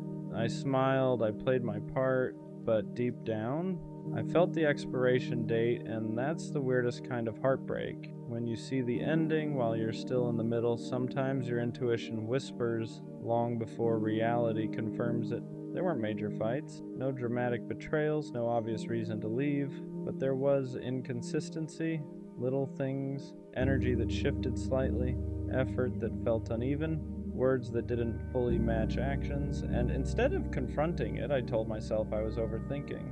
I told myself to relax, to just enjoy the moment, to stop looking for problems, but intuition doesn't shout. It nudges, it tightens your chest a little, it makes you hesitate before getting attached. It keeps you half guarded even when things seem fine. And I felt that, I just ignored it. Because sometimes we don't want to be right, we want to be wrong about the ending. So why did I stay if I knew? Because sometimes temporary love still feels better than loneliness, because even if it wasn't forever, it was something. The late night conversations, the inside jokes, the way they looked at me when it was just us. I knew it had cracks, but I also knew it had moments, and I convinced myself that maybe moments were enough. Maybe I didn't need permanence. Maybe I didn't need certainty. Maybe I could just enjoy it without expecting it to stay. But that's the lie we tell ourselves. You can't emotionally invest and pretend you won't feel it when it ends. I stayed because I hoped my intuition would be wrong. I stayed because I liked them, because I wanted it to work, because walking away early felt dramatic, but sometimes staying longer just makes the goodbye heavier. There's a difference between anxiety and intuition. Anxiety is loud, it spirals, it imagines worst-case scenarios, it creates problems that don't exist yet. Intuition is quiet, it doesn't panic, it doesn't overreact, it just knows. And what I felt wasn't panic, it wasn't jealousy, it wasn't insecurity. It was a steady awareness that something wasn't aligned. I didn't feel chosen, I didn't feel secure, I didn't feel like we were building. I felt like we were passing time, and that's how you know. When the connection feels temporary, even while it's happening. Anxiety asks, what if they leave? Intuition says, they're not fully here. And deep down I knew which one it was. Knowing it won't last doesn't make it hurt less. That's the part nobody tells you. You'd think being mentally prepared would soften the blow. It doesn't, because even if your mind saw the ending, your heart still participated. You still laughed, still opened up, still imagined what if. And when it finally ends, there's no satisfaction in being right. There's no relief in saying, I knew it. There's just grief. Grief for the version of it you hope might surprise you. Grief for the effort you still gave even while doubting. Grief for the potential that never turned into permanence. Knowing doesn't protect you, it just makes you feel like you watched crash in slow motion. And sometimes that's worse. Should I have walked away sooner? Maybe. But it's easy to say that now.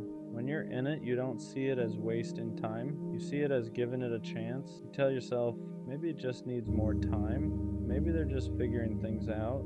Maybe I'm overthinking. Because walking away early feels extreme. It feels impatient. It feels like you're not fighting hard enough, but sometimes staying longer isn't loyalty. It's fear. Fear of starting over. Fear of being alone again.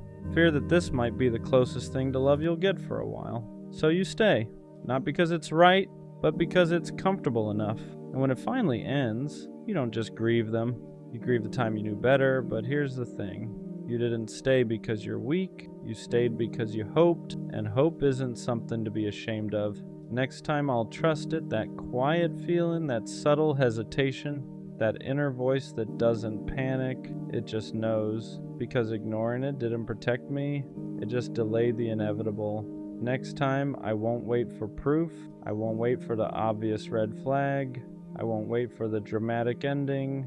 I won't wait until I'm already attached. If something feels temporary, I'll ask why.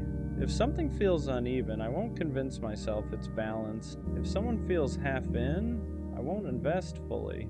Not from a place of fear, from a place of alignment, because intuition isn't there to ruin good things, it's there to protect you from forcing the wrong ones. And maybe I needed this ending to finally respect my own instincts. Not every connection is meant to last. Some are meant to wake you up to your patterns, to your boundaries, to the things you tolerate when you're lonely. Maybe it wasn't supposed to be forever. Maybe it was supposed to show you what half effort feels like so you'd stop accepting it. Maybe it was supposed to teach you that chemistry isn't compatibility, that attention isn't intention, that potential isn't commitment. Sometimes we meet people who aren't meant to stay. They're meant to reveal. Reveal where you overgive, where you ignore yourself, where you settle for almost, and once you see it, you can't unsee it. So maybe it didn't last because it wasn't designed to build. It was designed to redirect. Endings don't always mean failure. Sometimes they mean clarity. We think if something doesn't last forever, it wasn't real, but that's not true. It was real. The feelings were real. The moments were real. It just wasn't permanent. And permanence isn't the only measure of value. Some connections exist to shift you, to sharpen your awareness, to strengthen your boundaries, to remind you what you need and what you'll never accept again. It didn't fail. It finished, and there's a difference. Failure feels like you did something wrong. Finish feels like it served its purpose, and maybe that's what this was. Not a waste, not a mistake, just a chapter that reached its natural end. I used to think knowing it wouldn't last was a weakness, like I was pessimistic, like I was sabotaging it, like I couldn't just enjoy something good. But now I see it differently. That feeling was awareness. I wasn't crazy, I wasn't overthinking, I wasn't insecure. I was aligned enough with myself to recognize misalignment, and that's power, because next time I won't silence it. I won't stay longer than I should just to prove I can make something work. I won't ignore the quiet voice just because the moments feel nice. Knowing it wouldn't last didn't mean I didn't care. It meant I could see clearly, and clarity is growth, so no, it didn't last, but I did. I walked away more aware, more grounded, more in tune with myself, and next time, if it's meant to last, I won't have to convince myself of it. I'll feel that too. I'm romantic. I believe in effort, in choosing someone daily, in love that feels intentional, not accidental, but I'm not naive anymore. I don't confuse chemistry with commitment. I don't mistake words for consistency. I don't fall in love with potential and ignore reality to protect the fantasy. That version of me is gone. Being romantic doesn't mean I overlook red flags. It doesn't mean I excuse disrespect. It doesn't mean I stay just because I feel deeply. It means I love with awareness now. I still want connection, still want intimacy, still want something real, but I'm no longer willing to sacrifice my peace just to keep a feeling alive. I know the difference now between someone who feels good and someone who is good for me. I know the difference between affection and effort, between attention and intention, and I don't chase illusions anymore. I won't romanticize someone who can't show up consistently. I won't soften the truth to protect a story I wanted to believe in. I can be tender and still have boundaries, hopeful and still realistic. Romantic doesn't mean blind. It means I care deeply, but I pay attention. And this time I don't fall in love at the expense of myself.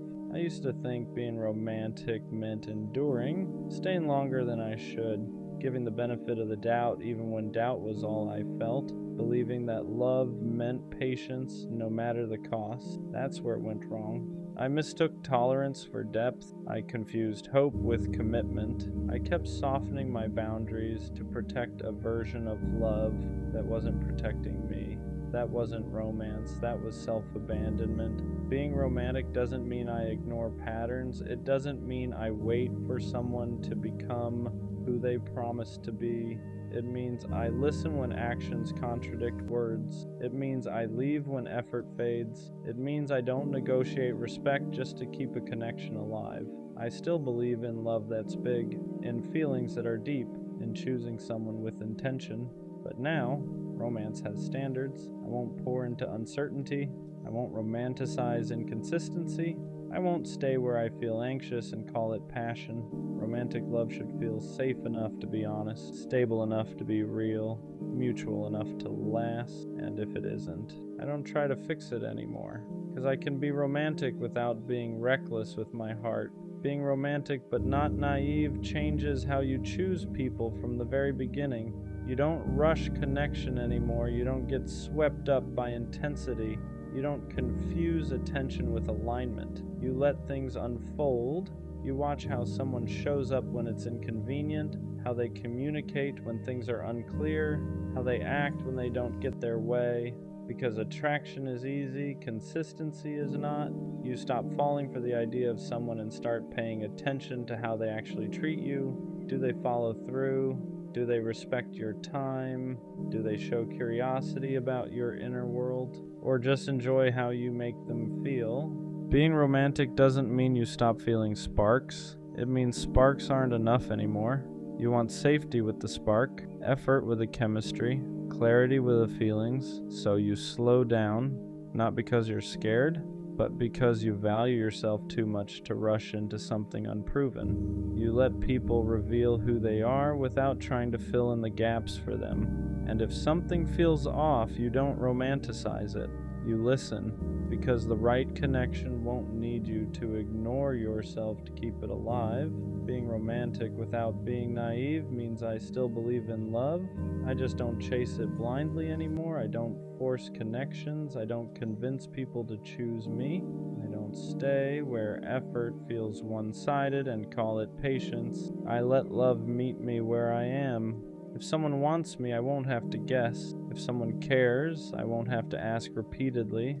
If something is real, it won't require me to ignore my instincts. I still believe in late night talks, in choosing each other, in building something meaningful, but I don't sacrifice clarity for intensity anymore. I've learned that love isn't proven by how much you're willing to endure. It's proven by how safe you feel being yourself without shrinking, performing, or waiting. So now I don't rush toward feelings just because they're strong. I let actions catch up to words. I let time reveal truth. I let consistency do the convincing. And if someone can't meet me there, I don't make it mean love is dead. I just understand that not every connection is meant to last. I can still be soft, still hopeful, still romantic. I'm just no longer willing to lose myself for the sake of a feeling. Being romantic, not naive, changed what I tolerate. I don't excuse inconsistency anymore. I don't sit with confusion and call it giving things time. I don't ignore the feeling that something is off just because I want it to work. Before, I'd stay and explain. I'd adjust. I'd wait. Now, I observe. If effort fades, I notice. If respect slips, I address it once. If nothing changes, I leave. Not angrily, not dramatically, just clearly. I don't feel guilty walking away from things that don't align anymore, because walking away isn't punishment, it's protection. I used to think romance meant holding on. Now I know it also means knowing when to let go. I still care deeply, still feel intensely, still believe in choosing someone with intention, but I won't romanticize potential at the expense of reality. I won't stay where I feel anxious, unseen, or unsure of my place. Romance without boundaries is just hope with no direction. And now, my heart has standards, not walls, standards. Being romantic and grounded makes love feel quieter than I expected. There's no chaos, no guessing games, no emotional roller coaster disguised as passion. And at first that felt strange. I was used to intensity proving something, used to anxiety meaning I cared, used to confusion keeping me invested. But that wasn't depth, that was instability. Now, romance feels calm. It looks like consistency. It sounds like clear communication. It feels like not having to overthink where I stand. There's still excitement. It's just not fueled by uncertainty. I don't need constant reassurance anymore. I don't need dramatic gesture to feel chosen. I don't need to be chased to feel wanted. Because when something is real, it doesn't keep you on edge. Being romantic doesn't mean I crave fireworks every moment. It means I value safety with the spark, peace with the passion, connection that doesn't cost me my balance. And the biggest shift, I don't mistake calm for boredom anymore. I understand now that love doesn't have to be loud to be meaningful. Sometimes the most romantic thing is feeling secure enough to just be yourself. Being romantic, not naive, changed how I communicate my needs. I don't hint anymore. I don't water things down to avoid being too much. I don't stay silent hoping someone will just figure it out. I say what I need, not aggressively, not defensively, just honestly, because needing clarity isn't pressure. Needing consistency isn't insecurity. Needing effort isn't asking for the world, it's asking for alignment. Before, I was scared that speaking up would push people away, that if I asked for more, I'd lose what I had. Now I understand something important. If honesty scares someone off, they were never meant to stay. I don't over-explain myself anymore.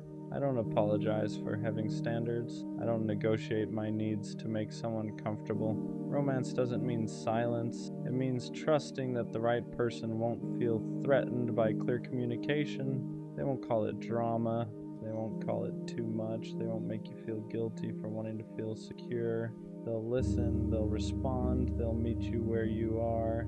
And if they don't, I don't take it personally, because being romantic, not naive, means I'd rather be understood slowly than misunderstood forever. Being romantic with boundaries filters people out quietly.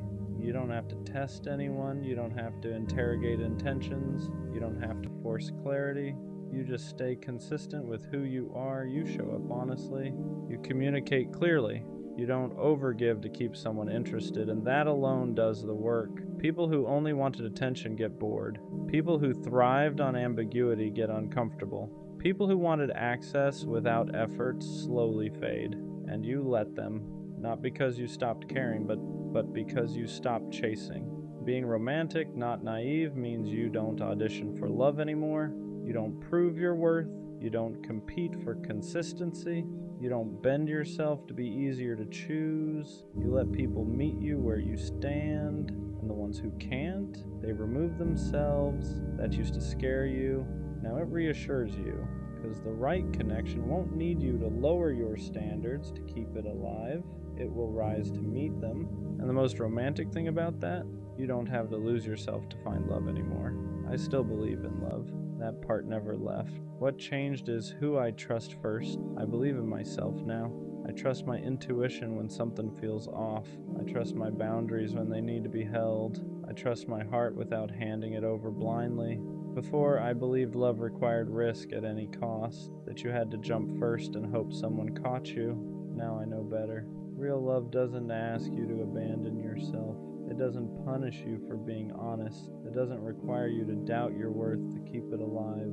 Being romantic, not naive, means I still dream. I just don't disappear into the dream. I don't ignore red flags to protect the fantasy. I don't silence my needs to keep someone comfortable. I don't romanticize suffering and call it devotion. I let love add to my life, not destabilize it.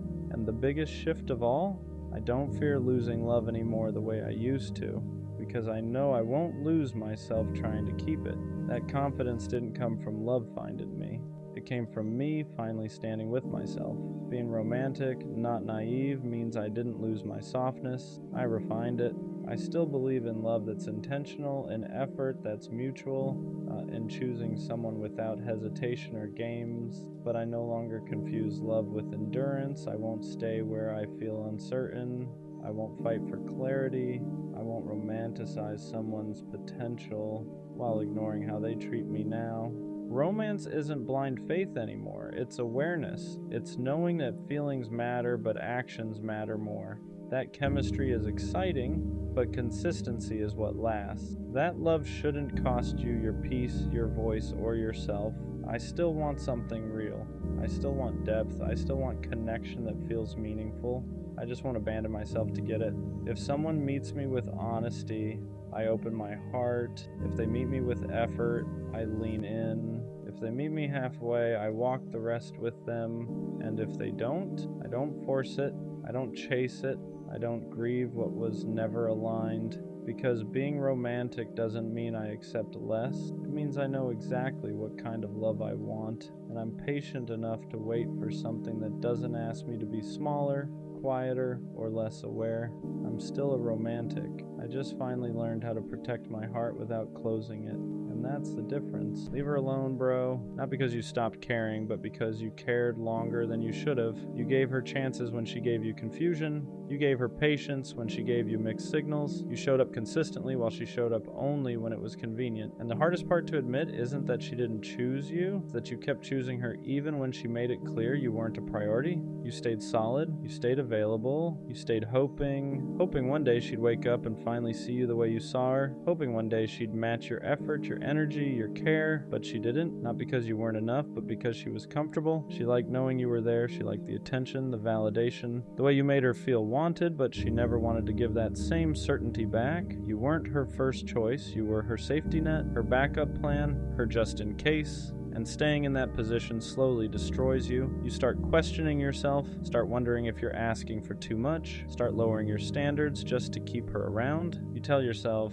maybe she's just busy, maybe she's scared, maybe if I'm more patient she'll change. But deep down you know the truth. Someone who truly wants you won't make you feel like you're fighting for their attention. They won't leave you guessing where you stand. They won't only show up when it benefits them. So leave her alone, not out of anger, not out of ego, not to prove a point. Leave her alone out of respect for yourself, because the moment you stop texting first, stop checking her stories, stop replaying conversations in your head, stop making excuses for her absence, you'll feel it, that quiet, that peace, and it'll feel unfamiliar at first because you've been living in chaos for so long you forgot what calm feels like. But that peace is real. It's the peace of no longer forcing something that was never meant to be mutual. The peace of choosing yourself after constantly choosing someone who wouldn't choose you back. She had her chance, she saw your heart, she saw your effort, she saw what you were willing to give, and if she didn't value you then, don't give her another opportunity to waste you again, because the right person won't need convincing. And the moment you truly let her go, you make room for someone who won't treat your love like an option. Choose yourself now. Walking away doesn't feel strong at first. It feels like withdrawal, like your chest is empty and heavy at the same time, like you're doing the one thing your heart keeps begging you not to do, because even when someone isn't good for you, your attachment doesn't just shut off. You still think about her when your phone lights up, still wonder if she noticed your silence, still catch yourself hoping she'll reach out just so you can feel chosen one last time. That's the part nobody talks about. Leaving someone you loved feels like betraying your own feelings. You start asking yourself if you gave up too soon, if maybe this time would have been different, if maybe you should have tried just a little harder. But here's the truth you keep avoiding. You already tried harder than she ever did. You weren't asking for too much. You were asking the wrong person. Someone who truly values you won't require you to disappear to be noticed. They won't need distance to realize your worth. They won't only miss you once you finally stop showing up. And yeah, she might notice now. She might text later. She might suddenly act interested once she feels you slipping away. But don't confuse curiosity with commitment. People hate losing access. They hate losing control. They hate realizing the person they took for granted finally chose themselves. That doesn't mean she changed, just means she felt the shift. And if you go back now, you'll teach her the same lesson again,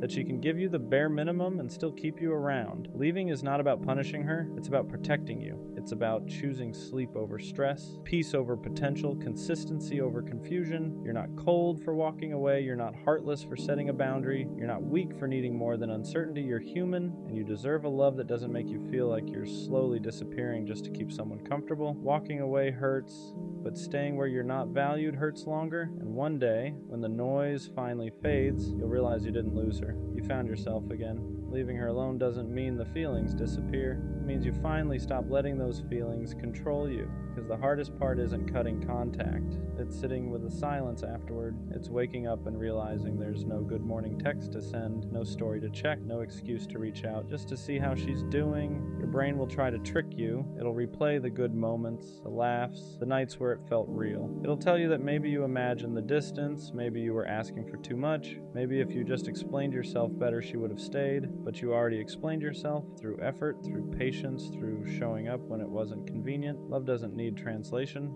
If she wanted to choose you, she wouldn't have kept you guessing. She wouldn't have made you feel like your presence was optional. She wouldn't have treated your consistency like something she could always come back to later. You weren't confusing. You were clear. She just wasn't committed. And yeah, it hurts realizing that the person you'd fight for wouldn't even fight for clarity with you. That's when you have to stop romanticizing the potential and start respecting the reality. Reality is this: you were giving girlfriend level energy to someone who kept you at arm's length. You were loyal to someone who wasn't sure she wanted you at all. Walking away feels unnatural because you're not used to choosing yourself first. You're used to being patient, understanding, giving people time to figure you out while you slowly lose pieces of yourself in the process. But love isn't supposed to cost you your peace. The moment you stop chasing, the moment you stop explaining, the moment you stop waiting for her to finally get it, you reclaim your power. And that scares people who benefited from you staying small. You didn't lose her. You outgrew the version of yourself that was willing to accept half love, and this is only the beginning. And the truth you don't want to admit yet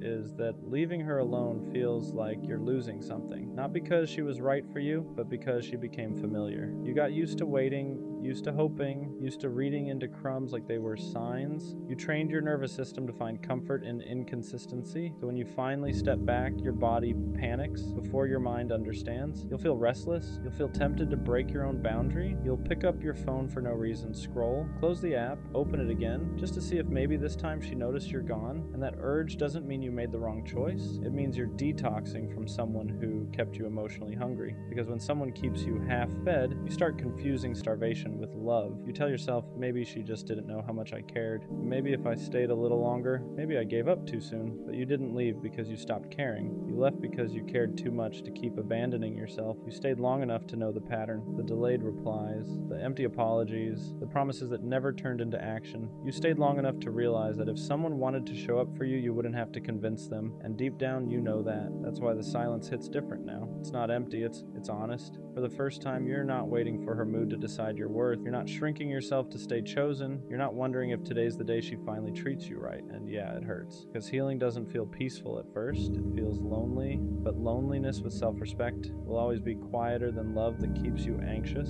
One day you'll look back and realize leaving her alone was the moment everything started changing. Not because she came back, but because you finally came back to yourself. At some point, you have to ask yourself a hard question. How long are you willing to wait for someone to finally treat you right? Not because they're evil, not because they're a bad person, but because they keep showing you over and over that you're not a priority. And the scary part, you already know the answer. You've known it for a while. You just didn't want to accept it. Because accepting it means admitting that the future you imagined with them was built more on hope than reality. You weren't in love with what was happening. You were in love with what could have happened if they just showed up the way you needed. So you stayed, you waited, you overextended yourself, you gave patience to someone who gave you uncertainty, you gave loyalty to someone who gave you mixed signals, you gave understanding to someone who never tried to understand you, and every time they pulled away, you blamed yourself. Maybe I'm asking for too much, maybe I'm being dramatic, maybe this is just how love is, but love is not confusion. Love is not constantly guessing where you stand. Love is not feeling anxious every time your phone lights up or doesn't. Love doesn't make you feel replaceable. What really kept you stuck wasn't them. It was the version of you that believed walking away meant you failed, but leaving doesn't mean you lost. It means you finally stopped losing yourself, because staying with someone who makes you feel unwanted slowly erodes your confidence in ways you don't notice at first. You stop speaking up. You stop expecting effort. You start accepting bare minimum behavior and calling it maturity. You start shrinking your needs so you don't scare them away, and that's when love stops being love and starts becoming survival. You don't need to be less to be loved. You don't need to be quieter, cooler, easier, more convenient. The right person won't feel overwhelmed by your care. They won't feel annoyed by your presence. They won't treat your love like something disposable. They'll meet you where you are instead of making you feel like you're always asking for too much. And choosing yourself feels lonely at first because you're breaking a habit. You're breaking the habit of chasing, the habit of waiting, the habit of hoping someone will finally choose you. But peace doesn't arrive loud. It arrives quietly.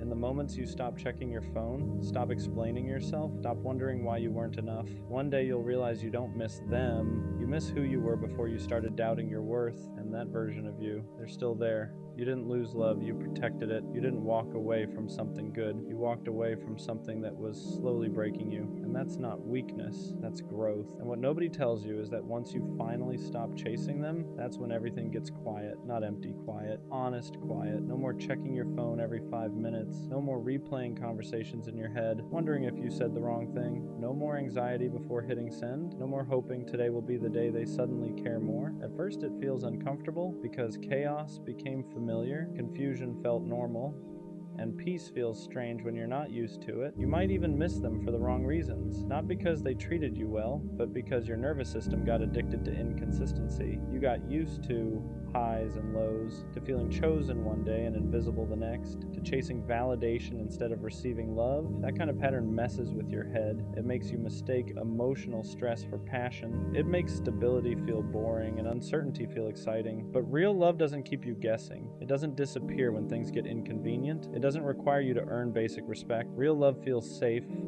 not dull, not dramatic, safe. And when you finally step away, you start noticing things you ignored before, how drained you were, how much energy you poured into someone who barely poured back, how often you made excuses for behavior that hurt you. You start realizing how much love you actually have to give, how deeply you care, how loyal you are when you choose someone. And instead of feeling ashamed of that, you begin to see it as strength, because one day someone will meet that energy without hesitation. They won't flinch when you care deeply. They won't pull away when things get real. They won't make you feel like you're asking for too much just by being yourself. They'll choose you without you having to beg. They'll show up without being reminded. They'll make you feel wanted without confusion. And when that happens, you'll look back at the version of you who stayed too long, and you won't feel regret. You'll feel proud that you learned, proud that you walked away, proud that you chose peace over potential, because letting go wasn't the end of your story. It was the moment you finally made space for something better. At some point, you have to accept a hard truth. If they wanted to show up, they would have. If they cared the way you cared, you wouldn't be confused. You wouldn't be questioning where you stand. You wouldn't be asking strangers for advice just to understand their silence. Love isn't subtle. Effort isn't hidden. Interest doesn't need decoding. When someone wants you in their life, they make space, not excuses, not delays, not half responses at midnight when they're bored. And the reason it hurts so much to accept this is because you invested emotionally before you were ever chosen properly. You imagined futures, you pictured moments that never actually happened. You fell in love with potential instead of reality. That's not weakness, that's hope. But hope becomes dangerous when it keeps you stuck, when it convinces you to stay loyal to someone who treats you like an option, when it makes you believe that patience will eventually turn into priority. It won't. People don't suddenly wake up and value you after months of showing you they don't. They don't magically learn how to love you correctly once they realize you'll stay no matter what. If anything, they learn they don't have to try. And that's why walking away feels so heavy, because you're not just letting go of them. You're letting go of the version of the future you created in your head. You're grieving something that never fully existed. That kind of loss is real. You'll miss the idea of them more than the person. You'll miss what you hoped they'd become, not what they actually showed you. And that's okay. Healing doesn't mean pretending it didn't matter. It means being honest about why it did and still choosing yourself anyway. You don't need closure from someone who couldn't communicate. You don't need answers from someone who avoided accountability. Their behavior already told you everything. Silence is an answer. Distance is a decision. Inconsistency is a choice. And once you stop chasing clarity from people who benefit from your confusion, you start reclaiming your power. You stop over-explaining. You stop proving your worth. You stop shrinking yourself to fit someone else's comfort. You realize you were never asking for too much. You were just asking the wrong person. And when that finally sinks in, you don't become bitter, you become selective. You start protecting your heart the same way you used to give it away. You start choosing peace over chaos, consistency over excitement, respect over attachment. Let them go, not because they're a bad person, but because they weren't your person. And the moment you truly accept that is the moment your life starts opening up in ways you couldn't see before. And the craziest part is, once you stop chasing them, you start noticing how quiet it gets. Not the painful kind of quiet, but the kind where your nervous system finally gets a break. No more checking your phone every 5 minutes. No more rereading old messages trying to find meaning. No more wondering if today will be the day they suddenly choose you. You realize how much energy you were burning just trying to feel secure with someone who never offered stability. That constant anxiety, that wasn't love. That was your intuition fighting against your attachment. Real love doesn't leave you guessing. It doesn't make you feel disposable. It doesn't require you to abandon yourself just to stay connected. And yeah, letting go hurts at first. There's withdrawal. There's nights where you want to reach out, where your fingers hover over their name, where you almost convince yourself to send that one last message. But every time you don't, you build a little more self-respect. You start realizing how much of yourself you gave away to someone who never protected your heart the way you protected theirs. You weren't asking for perfection. You were asking for presence. You were asking for effort. You were asking to matter. And one day someone will meet you where you are without you having to beg, explain, or wait. They won't make you feel like you're too much. They won't make you feel like you're replaceable. They won't make you question your value in moments of silence. But you don't get to that person if you keep clinging to the ones who treat you like an option. So let this be the moment you choose differently. Not out of bitterness, not out of revenge, but out of self-respect. Because the version of you that keeps chasing people who don't choose you deserves rest. And the version of you that finally walks away is the one that makes room for something real. A lot of people don't talk about how hard it is to walk away from someone you still care about, not because you don't see the red flags, but because you remember the good moments too clearly. You remember who they were in the beginning, the version of them that felt safe, the version that made you feel wanted, chosen, important, and you keep hoping that version will come back. That's what keeps you stuck. Not love, hope. Hope that if you wait a little longer, if you explain yourself one more time, if you give just a bit more patience, they'll finally show up the way you need them to. But hope can be dangerous when it's attached to someone who keeps proving they're not willing or ready to meet you halfway. Because every time you ignore their actions and listen to their potential instead, you teach yourself that your needs are negotiable. You start accepting inconsistency as normal, mixed signals as effort, bare minimum as love, and slowly, you stop recognizing yourself. You become quieter, more anxious, more forgiving than you should be. You start blaming yourself for their lack of effort. Maybe I asked for too much. Maybe I'm overreacting. Maybe this is just how relationships are. But deep down, you know the truth. Love isn't supposed to feel like constant confusion. It isn't supposed to drain you more than it fills you. And it definitely isn't supposed to make you feel alone while you're still technically with someone. That's when you have to be honest with yourself. Not about how much you love them, but about how much staying is costing you. Because loving someone shouldn't mean losing yourself in the process. And what hurts the most is realizing that you were willing to do the hard things for someone who wouldn't even do the simple ones. You showed consistency, they showed convenience, you communicated your feelings, they avoided uncomfortable conversations, you stayed when things got messy, they pulled away the moment effort was required, and yet you still questioned yourself, you still wondered if you were the problem, if you were asking for too much, if you were expecting love the wrong way. But love isn't complicated like that. People make time for what matters to them. They protect what they value. They don't leave you guessing where you stand. The truth is, some people don't lose you because they don't care. They lose you because they never learned how to care properly. They want connection without responsibility, attention without commitment, love without effort. And you can't teach someone how to show up if they don't want to. That's why leaving isn't weakness. It's self-respect finally getting louder than attachment. It's choosing peace over potential, reality over hope, self-worth over familiar pain. Walking away doesn't mean what you felt wasn't real. It means you finally decided that you are real too. And one day you'll look back and realize that the moment you stopped chasing was the moment your life got quieter, lighter, clearer. Because the right person won't make you feel like love is something you have to earn. They'll choose you without being convinced. You stayed longer than you should have because you believed in what could be, not what actually was. You kept replaying the good moments, convincing yourself they meant more than the silence, the distance, the excuses. You ignored the way your chest felt heavy every time you waited for a reply. You ignored how drained you felt after giving everything and receiving the bare minimum. That wasn't love making you tired. That was imbalance. Real love doesn't leave you anxious. It doesn't make you feel disposable. It doesn't turn your patience into pain. And the hardest truth to accept is that some people are comfortable letting you overextend as long as it benefits them. They don't stop you. They don't reassure you. They just take until one day you finally stop giving.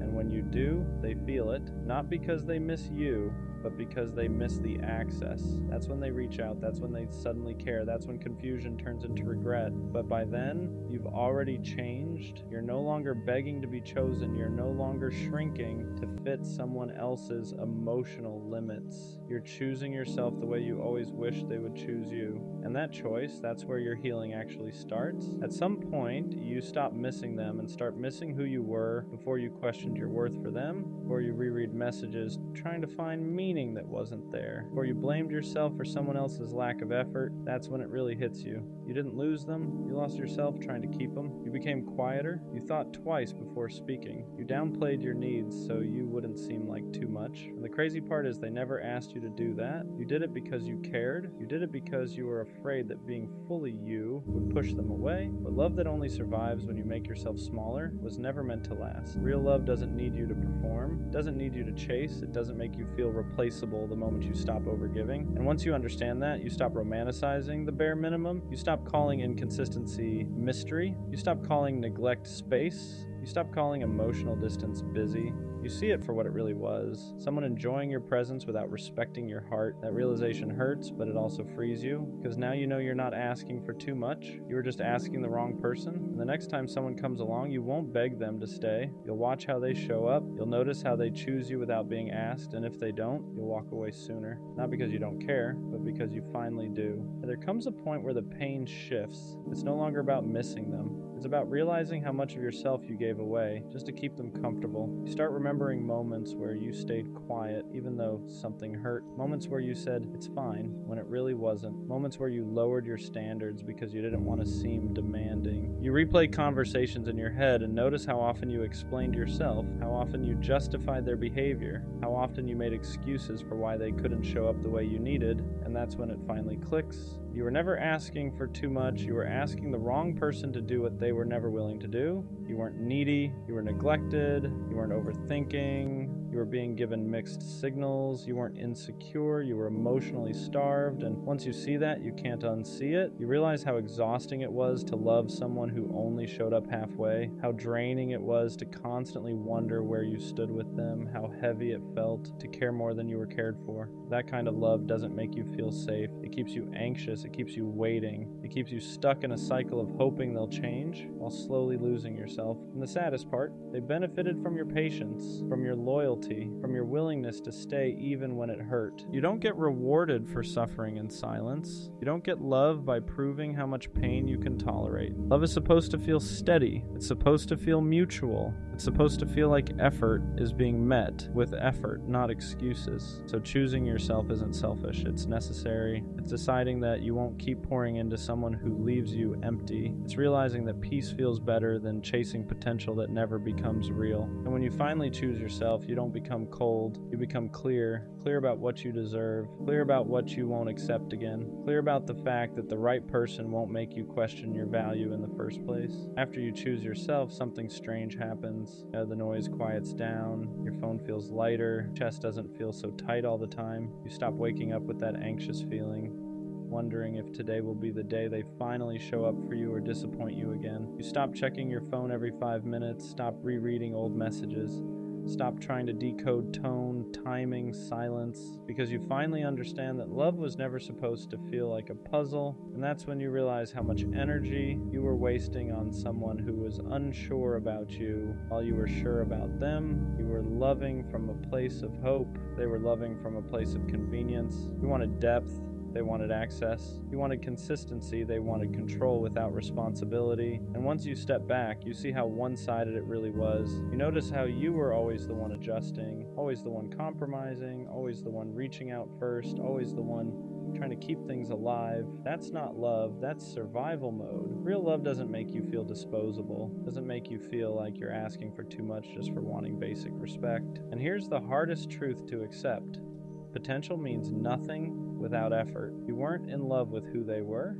You were in love with who they could be, the version of them that only existed in your head. But you can't build a future with someone's maybe. You can't heal by holding on to what ifs. So you stop romanticizing the bare minimum. You stop giving credit for intentions that never turn into action. And slowly, your standards rise back up to where they were always meant to be. You start asking better questions. You start walking away sooner. You stop explaining your worth to people who never planned to value it. And the craziest part, the moment you stop settling, you realize how much you were settling before. You realize you don't miss them. You miss the version of yourself that believed love had to hurt to be real, but it doesn't. Love can be calm. Love can be safe. Love can feel like rest instead of stress. And once you experience that, you'll never beg for confusion again. Leaving her alone doesn't mean you stop caring overnight. Doesn't mean you suddenly forget her laugh, her voice, the way she made things feel alive for a moment. It means you finally accept the truth you've been avoiding. That love without reciprocity will slowly drain you until there's nothing left. You were pouring into someone who never learned how to pour back. And no matter how patient you were, no matter how consistent you stayed, you can't teach someone to value you if they don't want to. You kept telling yourself,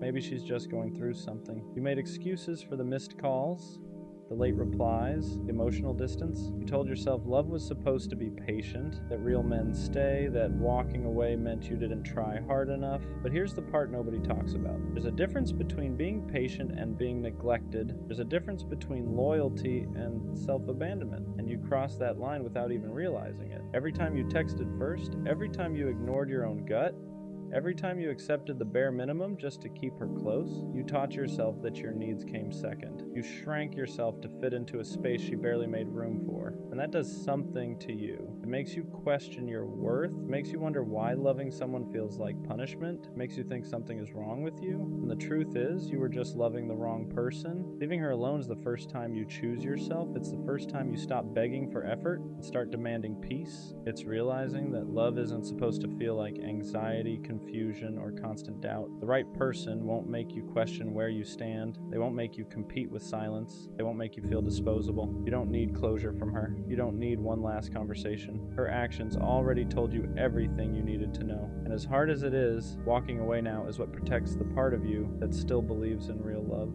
Part of you that deserves consistency, reassurance, and effort without having to ask. This isn't about her anymore. It's about you learning that choosing peace is not weakness, it's growth. What hurts the most isn't even losing her. It's realizing how long you stayed when your heart was begging you to leave. It's remembering all the moments you felt small but ignored it because loving her felt bigger than loving yourself. You didn't stay because you were weak. You stayed because you hoped, because you saw potential, because you believed that if you loved hard enough, showed up enough, proved yourself enough, things would change. But love doesn't work like that. You can't love someone into choosing you. You can't be consistent enough to make someone consistent back. You can't sacrifice your peace forever and call it love. At some point, staying becomes more painful than leaving, and that's where you are now. You're gonna have nights where you almost text her, nights where your fingers hover over her name, where your mind starts replaying the good memories and conveniently forgets the pain. You'll miss the comfort of what was familiar, even if it wasn't healthy. That doesn't mean you made the wrong choice. It means you're human. Healing doesn't mean you stop caring. It means you stop going back. And slowly, without even realizing it, things will start to change. You'll wake up one day and notice your chest doesn't feel as heavy. You won't check your phone as much. Her name won't be the first thing on your mind when something good or bad happens. You'll start laughing again, not forced, not distracted, but real. You'll start feeling like yourself again. That's when you'll understand why it had to end. Not because she was evil, not because you were unlovable, but because she wasn't capable of meeting you where you stood. And staying would have cost you parts of yourself you can't afford to lose. One day, someone will choose you without hesitation, without confusion, without making you question your worth. And when that happens, you'll look back and realize leaving her alone was the moment your life finally started loving forward. And listen, there's something nobody really prepares you for after you finally walk away. The quiet, not the peaceful kind at first, the kind where there's no chaos, no waiting on replies, no wondering if today will be the day she finally shows up the way you need her to. That silence can feel uncomfortable because you got used to emotional noise, you got used to the highs and lows, the hope, the disappointment, the cycle, and when it's gone, your mind almost panics like it lost something important. But what it really lost was the stress. You're going to question yourself. You'll wonder if you were too harsh, too impatient, too emotional. You'll replay conversations and think, maybe I should have said this differently. Maybe I should have tried one more time. But understand this. If someone truly wanted to stay, they wouldn't have made you feel like you had to beg for effort. You wouldn't have had to over-explain your feelings. You wouldn't have felt like loving them was a constant uphill battle. The version of you that stayed too long did so because he believed in love. And that's not something to be ashamed of, but the version of you now, he's learning discernment. He's learning that love without respect will drain you. That potential means nothing without action. And that choosing yourself isn't selfish, it's necessary. You didn't lose her. You released someone who was blocking the path to someone better, someone who won't confuse consistency with boredom, someone who won't make you feel like an option, someone who won't need reminders of your worth. Right now, it might feel like you're walking alone, but you're not going backwards anymore, and that's everything. And one day, without even realizing it, you're gonna wake up and she won't be the first thought on your mind anymore. Not because you stopped caring overnight, not because what you felt wasn't real, but because you finally gave yourself permission to move forward. The memories won't disappear, but they won't control you either. They'll just be reminders of what you survived, not what you're missing. You'll start to notice how much lighter you feel, how your chest isn't tight every time your phone buzzes, how you're not constantly checking stories, rereading old messages, or wondering why you weren't enough for someone who never knew how to love you properly in the first place. You'll realize how much of yourself you were giving away to someone who kept taking without ever pouring back into you, and that's when it hits you. The problem was never your effort. It was never your heart being too big. It was never you loving too deeply. The problem was that you were offering loyalty to someone who didn't know how to value it. You were offering consistency to someone addicted to convenience. And you were offering real love to someone who only liked the idea of being loved. Walking away wasn't a loss.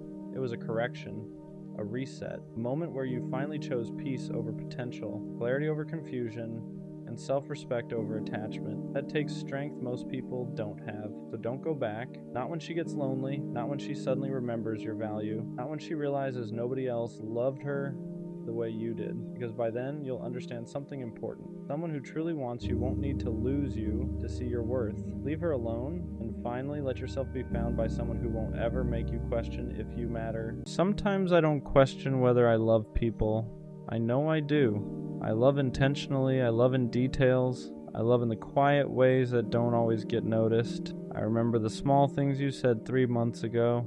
I notice when your voice sounds slightly different. I pay attention to your moods without you having to explain them. If you're overwhelmed, I adjust. If you're distant, I check in. If you're hurting, I feel it too. So when I sit alone and that thought creeps in, am I actually loved the same way? It doesn't come from insecurity. It comes from imbalance, because loving someone isn't hard for me, but feeling consistently loved back, that's where it gets complicated. There's a difference between being wanted and being valued, between being chosen and being considered, between someone enjoying your presence and someone protecting your heart. And sometimes I can't tell which one I am. Am I loved, or am I just convenient? Am I loved, or am I just consistent? Am I loved, or am I just the safe option, the stable one, the reliable one, the one who won't leave easily? Because people say I love you all the time, but love isn't proven in the words, it's proven in patterns. Do you show up the same way on random days, not just when you're lonely? Do you care about my emotions when they're inconvenient? Do you notice when I go quiet, or do you only feel my absence when I stop giving? That's the part nobody talks about. You can be in a relationship, you can be talking every day, you can be physically close and still feel emotionally unsure, still feel like you're giving more than you're receiving, still feel like if you stop trying so hard, everything would fall apart. And if that's true, is that love? Or is that maintenance? I don't need constant reassurance. I don't need over-the-top affection. I don't need dramatic gestures. But I need to feel secure. I need to feel like I matter when I'm not performing strength. I need to feel like I'm loved even on the days I'm quiet, tired, distant, not at my best. Because real love doesn't just enjoy you when you're easy. It stays steady when you're human. And I think that's what scares me, the possibility that I'm loved for what I provide, not for who I am, loved for my stability, loved for my patience, loved for my understanding, but not deeply studied, not emotionally prioritized, not carefully handled. And if I'm being honest, I don't want half love. I don't want to be someone's comfort without being their commitment. I don't want to be someone's peace without being their priority. So yeah, sometimes I sit with that quiet question.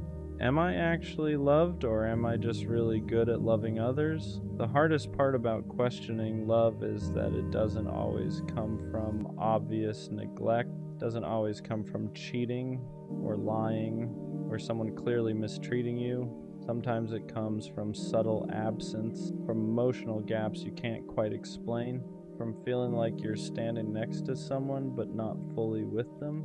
Because love isn't just about presence, it's about engagement. It's about whether someone studies you the way you study them. I ask myself things like, if I stopped initiating, how long would it take for them to notice? If I didn't send the good morning text, would they send one first? If I went quiet for a few days, would they check in because they care or because they're bored? And I hate that those thoughts even exist, because when love feels secure, you don't test it in your head. You don't calculate effort, you don't keep mental score, you just exist inside it peacefully. But when love feels uneven, your brain starts tracking patterns. Who apologizes first? Who makes more time? Who adjusts more? And that's when the doubt begins. Not loud doubt, quiet doubt. The kind that sits in your chest at night. The kind that makes you reread conversations. The kind that makes you wonder if you're asking for too much or just asking the wrong person. I don't want dramatic love. I don't want obsession. I don't want someone who can't function without me. I want someone who chooses me consciously, daily, not because I'm easy, not because I'm stable, not because I don't cause problems, but because they genuinely value me, because they care about my internal world, because they don't want to risk losing me through laziness or emotional distance. That's the difference. You can love someone and still be careless. You can love someone and still take them for granted. You can love someone and still assume they'll never leave. But being loved properly, that feels intentional. It feels protected. It feels like someone is actively maintaining the connection, not just enjoying it. And sometimes I wonder, if I pulled my energy back to neutral, if I stopped overcompensating, if I loved at the same level I was receiving, would it still feel strong? Or would everything start crumbling? Because if my effort is what's holding us up, that's not love, that's imbalance disguised as loyalty, and I don't want to resent someone for something I never addressed, but I also don't want to keep shrinking just to avoid conflict. I want to feel wanted loudly enough that I don't question it silently. I want to feel secure enough that I don't rehearse conversations in my head. I want to feel chosen in a way that removes doubt instead of feeding it, because love shouldn't feel like something you constantly measure. It should feel like something you rest inside, and until I can sit in it, without wondering if I matter the same way, I think that question will always echo softly. Am I actually loved, or am I just deeply loving? I think what makes this question heavy is that I don't doubt your feelings. I doubt your effort because feelings are invisible. Effort isn't. You can tell me you love me, you can say it in the right tone, you can even mean it. But love that isn't maintained eventually feels like memory, and I don't want to live off potential. I don't want to survive off they care, they're just bad at showing it. Because if I can show it, if I can adjust, if I can communicate clearly, why does it feel like I'm the one stretching more? That's where the exhaustion comes in. Not from loving you, from overcompensating for the space you leave.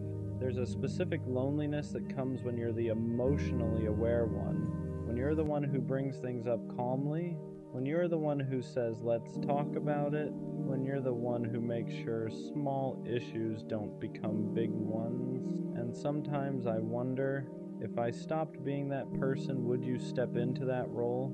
Or would we slowly drift because I stopped carrying the emotional weight? That's not partnership, that's imbalance. And imbalance slowly turns love into doubt. I don't need perfection. I need reciprocity.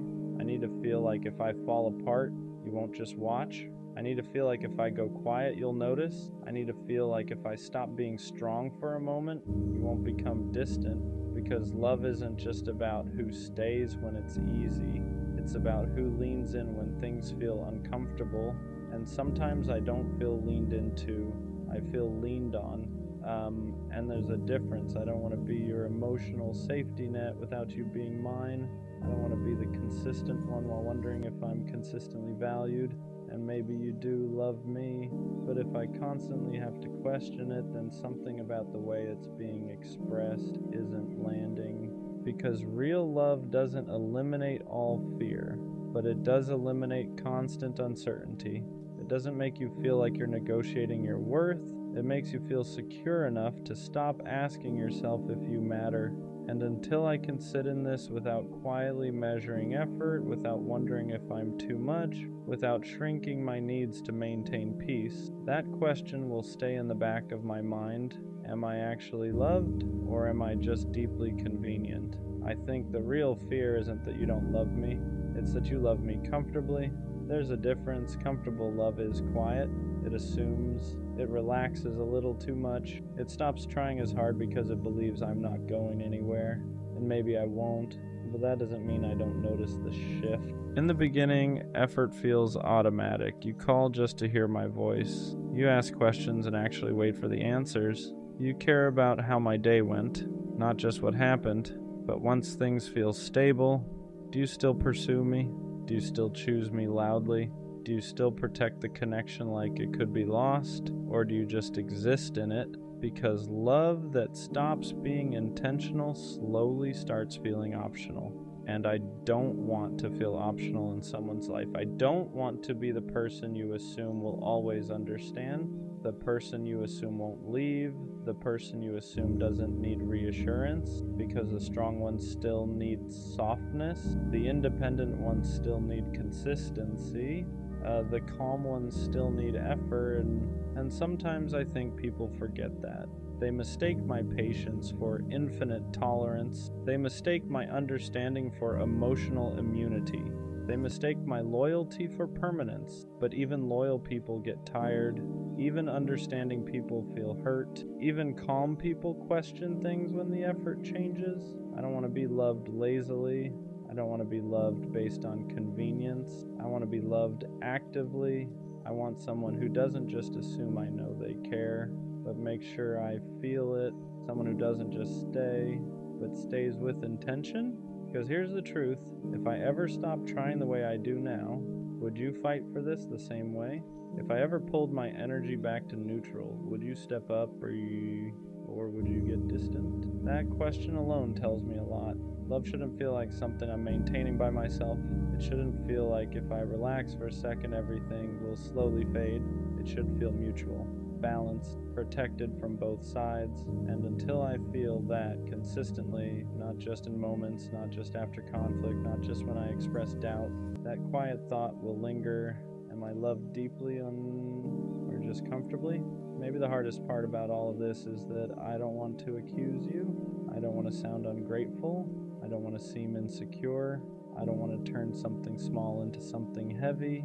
But silence builds pressure, and pressure turns into quiet resentment, because when I feel like I'm giving more than I'm receiving, I don't explode, I adjust. I overthink, I analyze, I start loving more carefully, and that's when something shifts inside me.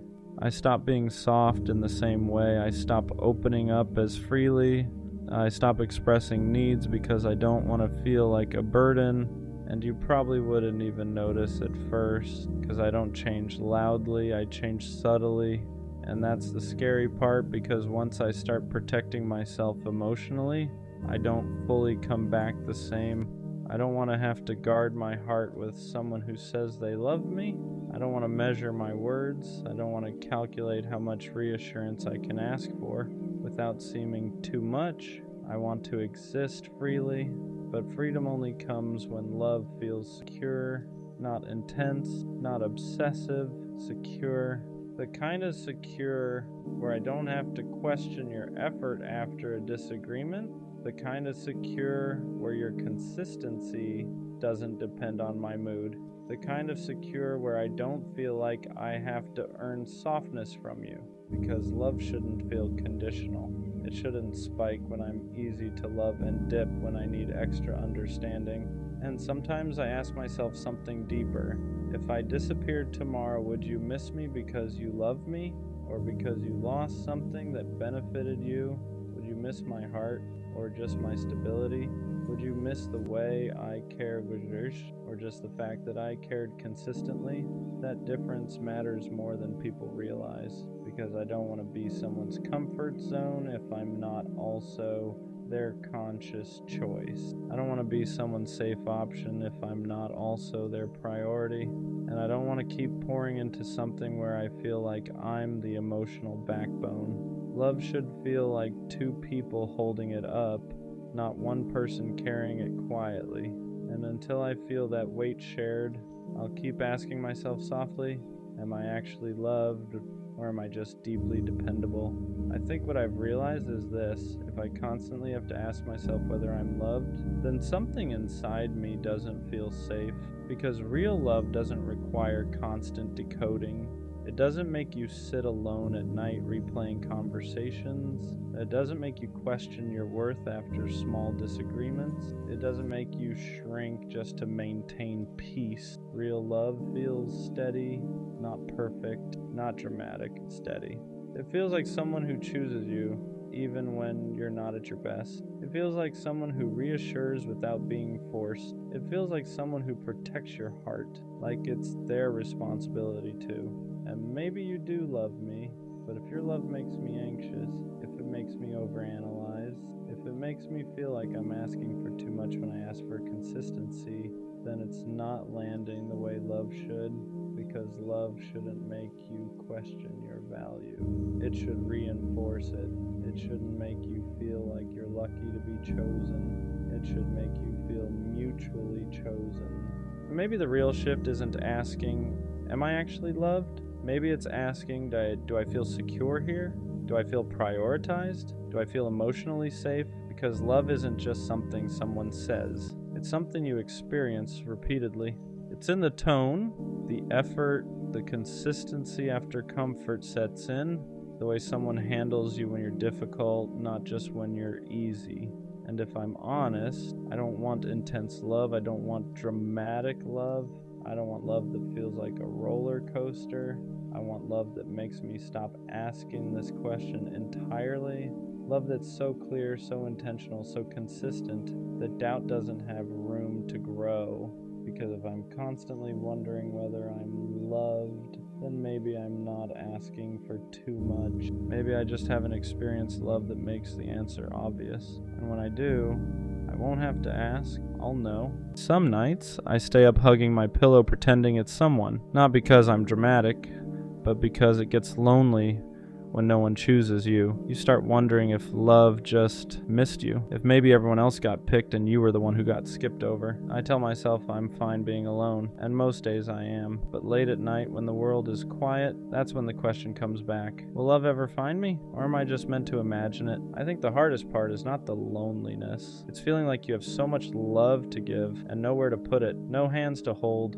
No one to come home to. Just you, your thoughts, and the same hope you keep tucking away every morning. And what scares me most is not being alone right now. It's the thought that maybe this is permanent. Being alone doesn't hurt the most. Being unchosen does. It's watching people find each other while you keep ending up by yourself. It's being told, your time will come so many times that it starts to feel like a placeholder sentence. You start questioning yourself. Am I too quiet? Too much? Not enough? You replay everything, trying to find the reason no one stayed. And late at night, when you're hugging a pillow imagining it's someone who wants you back, those thoughts get louder. Not because you don't love yourself, but because you're tired of being the only one who does. The scary part is how slowly it affects your worth. You don't stop believing in love, you stop believing it wants you, and that's when loneliness becomes heavier than silence, because now it's not just about being alone.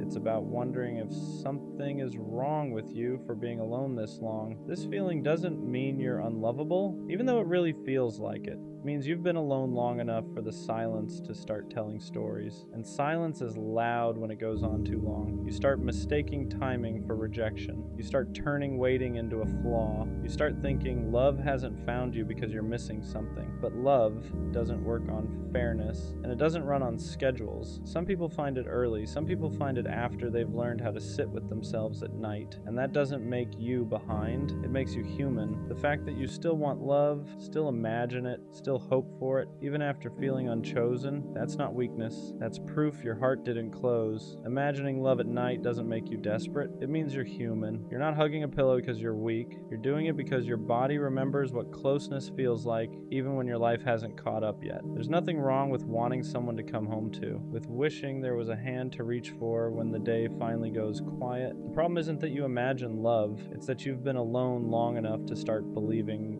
wanting it is something you need to outgrow. But love isn't something you mature out of, something you wait for without turning against yourself in the meantime. You don't need to shame the part of you that still hopes at night. That part is just proof you haven't gone numb. And as long as you haven't gone numb, love hasn't missed you. Loneliness at night doesn't get to decide your future. Even when it feels endless, nights are heavy because they strip everything down. No distractions, no noise, just you and the question you try not to ask during the day. But night feelings aren't prophecies. They're just unmet needs speaking when everything else is quiet. Being alone right now doesn't mean you'll always be alone. And being unchosen so far doesn't mean you're unchoosable. It just means you haven't been met yet. There's a difference. You're not behind, you're not forgotten, you're not running out of time. You're just in the part of the story where love hasn't arrived, not the part where it never does. The hardest balance is holding hope without turning it into self-doubt, because when you hope for something for a long time, it can start to feel personal when it hasn't arrived yet. You tell yourself you're patient, but underneath that, there's a quiet fear that maybe hope is just another way of setting yourself up, so you try to numb it. You tell yourself you don't need love, you act like you're fine on your own, but hope doesn't disappear that way. It just goes quiet and waits for the night. The truth is, hope isn't the problem. Hope only hurts when you turn it inward and use it as proof that something is wrong with you. You're allowed to hope without questioning your worth. You're allowed to want love without it meaning you're lacking. Hope isn't weakness. It's just your heart still believing in a future you haven't reached yet. When love hasn't found you yet, it can make you feel invisible. You're moving through life unnoticed, unchosen, easy to pass by, but invisibility isn't the truth. It's just what loneliness whispers when it's tired of waiting. You don't get overlooked because you lack something. You get overlooked because connection isn't something you can force into timing. The right person doesn't miss you because they're better at noticing. They find you because they're looking for what you already are, and until then you're not invisible. You're just living in the space before recognition. That space feels quiet, it feels long, it feels unfair, but it isn't empty. It's shaping you into someone who will recognize real love when it finally arrives. Not because you're desperate for it, but because you're ready to receive it without disappearing into it. Love usually doesn't find you when you're proving you deserve it. It finds you when you stop performing and start existing. For a long time, I thought if I was good enough, patient enough, understanding enough, someone would finally see me. So I overgave, overthought, over-explained. But love doesn't arrive as a reward for endurance. It arrives when you're no longer shrinking to be easier to choose. The moment you stop asking, what do I need to fix? And start asking, what do I need to feel safe? Something shifts. You don't chase connection anymore, you allow it. And that doesn't make love come faster, and it makes it come healthier. Because the love that finds you then isn't choosing you because you tried hard enough. It's choosing you because you're finally standing still as yourself. Waiting is hard because it's empty time. Not empty in life, but empty in connection. You're still living, still growing, still doing everything you're supposed to do, but there's no one to share the quiet with, and that's where loneliness sneaks in. The difference between waiting and loneliness is what you tell yourself while you're there. Loneliness says, nothing is happening because I'm not enough. Waiting says, something hasn't arrived yet, and that's not a reflection of my worth. Learning to sit in the waiting doesn't mean pretending you don't want love. It means refusing to let the absence of it turn into self-blame. You can want love deeply and still treat yourself gently in the meantime. You can feel the quiet without letting it convince you that this is all there will ever be, because waiting isn't where your story ends. It's just the space between who you've been and who you're about to meet. There's a moment when hope stops hurting, not because love arrived, but because you stop fighting yourself while waiting. You stop asking the question every night with fear in it. You still want love, you still imagine it, but it no longer feels like your life is on hold without it. Hope becomes something gentle, something you carry, not something that weighs you down. You realize love finding you was never about being chosen faster or proving you're worthy enough. It was about becoming someone who doesn't disappear while waiting to be seen. And when that shift happens, loneliness loosens its grip, not because you're no longer alone, but because you're no longer against yourself. That's when hope becomes safe again, and that's usually right before love finally knows where to find you. Some nights you still wish someone was there, and that doesn't mean the healing didn't work.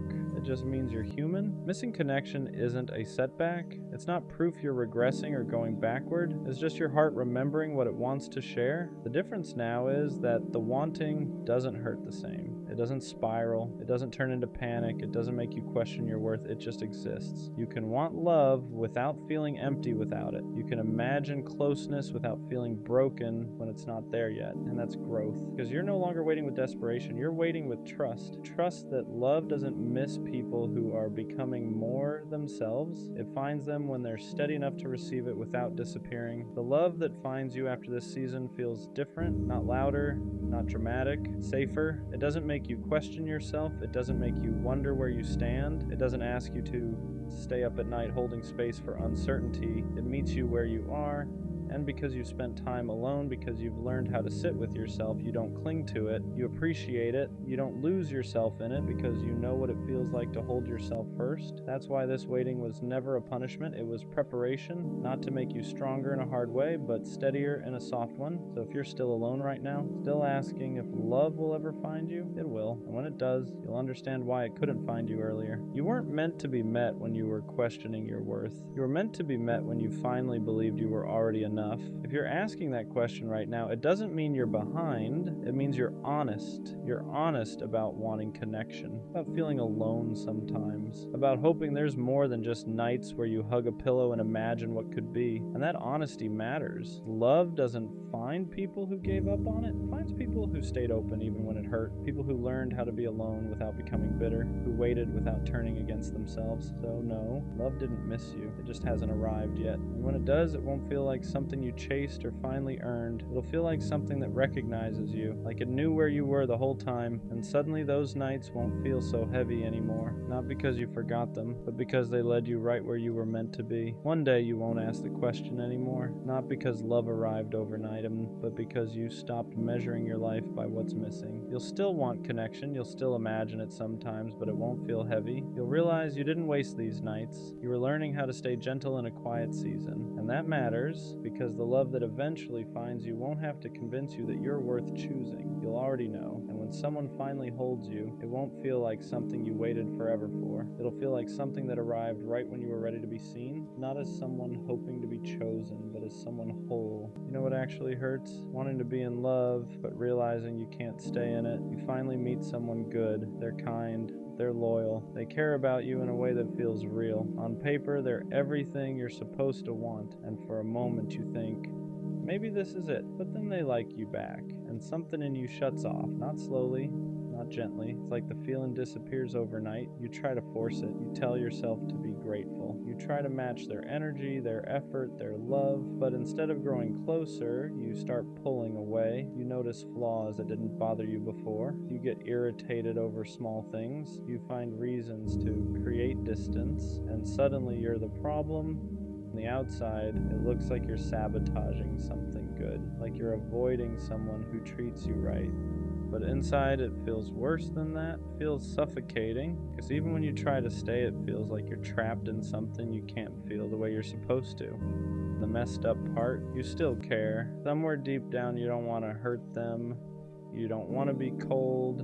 You don't want to be the reason someone feels unwanted, but you also don't know how to love them without losing yourself. And that kind of conflict turns love into guilt. What's confusing about this feeling is that it only shows up with the right kind of person, not the chaotic ones, not the ones who make you anxious, not the ones who disappear and keep you guessing. It happens with the ones who are steady, the ones who reply, who show up, who don't play games with your emotions, and instead of feeling safe, your body reacts like something's wrong. You don't feel excitement, you feel pressure, not because they're asking for too much, but because they're offering consistency, and you don't know how to relax inside it. There's no chase, no uncertainty, no emotional roller coaster to distract you. So your mind starts searching for escape routes. You tell yourself you're bored, that the spark is gone, that something feels off, and even if you can't explain why. But deep down, it's not disinterest, it's unfamiliarity, because when you're used to love being unstable, peace can feel empty. And when you're used to earning affection, being chosen freely can feel undeserved. So instead of leaning in, you pull away, you create distance so you can breathe again, not because they're hurting you, but because closeness is touching something unhealed. And that's the part nobody prepares you for. Sometimes the problem isn't that you don't want love, it's that you've never learned how to stay when love doesn't hurt. At some point, this starts to mess with how you see yourself, because now you're not just confused, you're guilty. You look at them and think, yeah, they didn't do anything wrong. They're patient, they're kind, they're trying, and you're the one pulling back. So you start labeling yourself cold, broken, unappreciative, the person who ruins good things. From the outside, it looks simple. Why would you walk away from someone who treats you right? But what they don't see is how trapped you feel inside the expectation to feel something you can't force. You don't hate them. You hate the pressure to become the version of yourself that knows how to stay. So instead of being honest, you distance yourself, you reply slower, you stop initiating.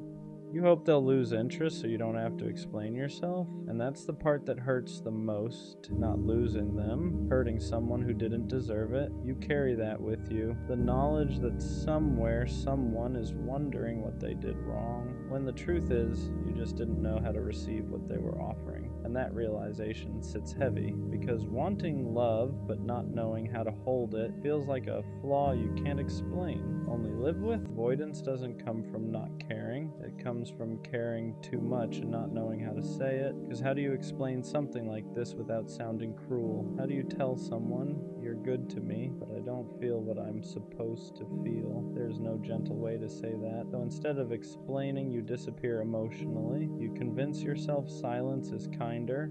That distance will hurt less than honesty, but silence creates its own kind of damage. They feel it, the shift, the hesitation, the way your energy isn't the same anymore, and you feel it too. Every message feels heavier. Every interaction feels like a reminder that you're failing at something that should be simple, so you keep avoiding the conversation, hoping clarity will show up on its own, but it doesn't. All that grows is resentment, not toward them, but toward yourself, because now you're stuck between two fears, hurting them by telling the truth, or hurting them slowly by pulling away. And avoidance feels safer in the moment because it delays the guilt, but it doesn't remove it, it just stretches it out. And the longer you stay quiet, the harder it becomes to speak honestly at all. If you look closer, this pattern isn't about them at all. It's about what closeness brings up in you, because real healthy affection doesn't distract you from yourself. It brings you face to face with things you buried, old fears, old wounds, old beliefs about what love costs. When someone is consistent, there's nowhere to hide. You can't blame mixed signals, you can't blame distance, you can't blame uncertainty. All that's left is you, and the part of you that learned early on that love comes with pressure. Pressure to be enough, pressure to stay, pressure to not mess it up. So your system does what it learned to do best. It pulls away before it can fail. Avoidance isn't rejection, it's self-protection. You're not running from them. You're running from the version of yourself that feels exposed when someone chooses you fully. Because being wanted means being seen.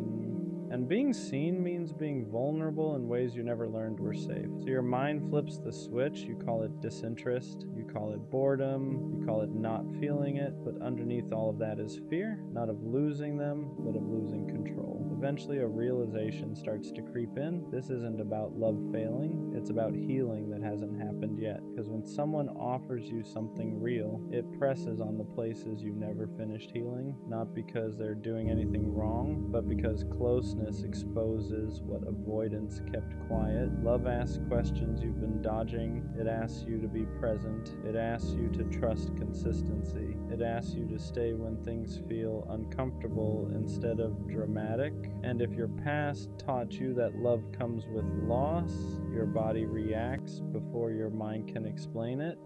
So instead of leaning in, you shut down, not because you don't care, but because caring activates fear, fear of dependency, fear of responsibility, fear of becoming someone who needs another person, because somewhere along the way, you learned that needing someone meant giving them the power to hurt you. So when love shows up calm and steady, your nervous system mistakes it for danger, and you don't realize what's happening until later, after you've already pulled away, after you've already created distance, after you've already blamed yourself. But this moment matters because once you see that this isn't disinterest, it's unhealed fear, you stop calling yourself broken, you start calling it what it is, a signal. once you see the pattern, something changes, not overnight, not perfectly, but you stop running on autopilot.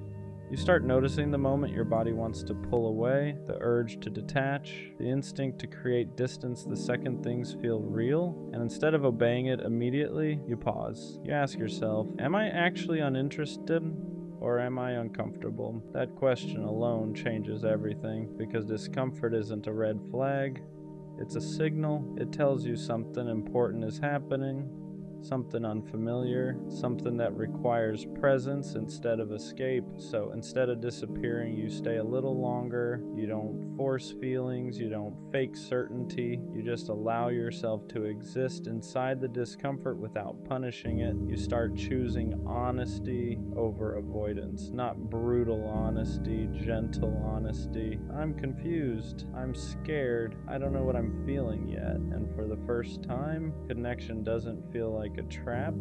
It feels like practice. Practice staying, practice communicating, practice letting someone see you without immediately taking that away. You realize something important here. You don't have to feel everything at once. You don't have to be sure. You just have to stop abandoning yourself the moment love asks you to be present. At the end of all this, you start to understand something clearly. Love was never the problem. Fear was. Fear was the thing turning care into pressure. Fear was the thing making peace feel boring. Fear was the thing convincing you that pulling away was safer than staying. When fear stops leading, love feels different. It's quieter, slower, less dramatic. It doesn't hit like chaos. It doesn't demand certainty right away. It doesn't make you feel trapped. It gives you space to exist without disappearing. Real love doesn't ask you to force feelings.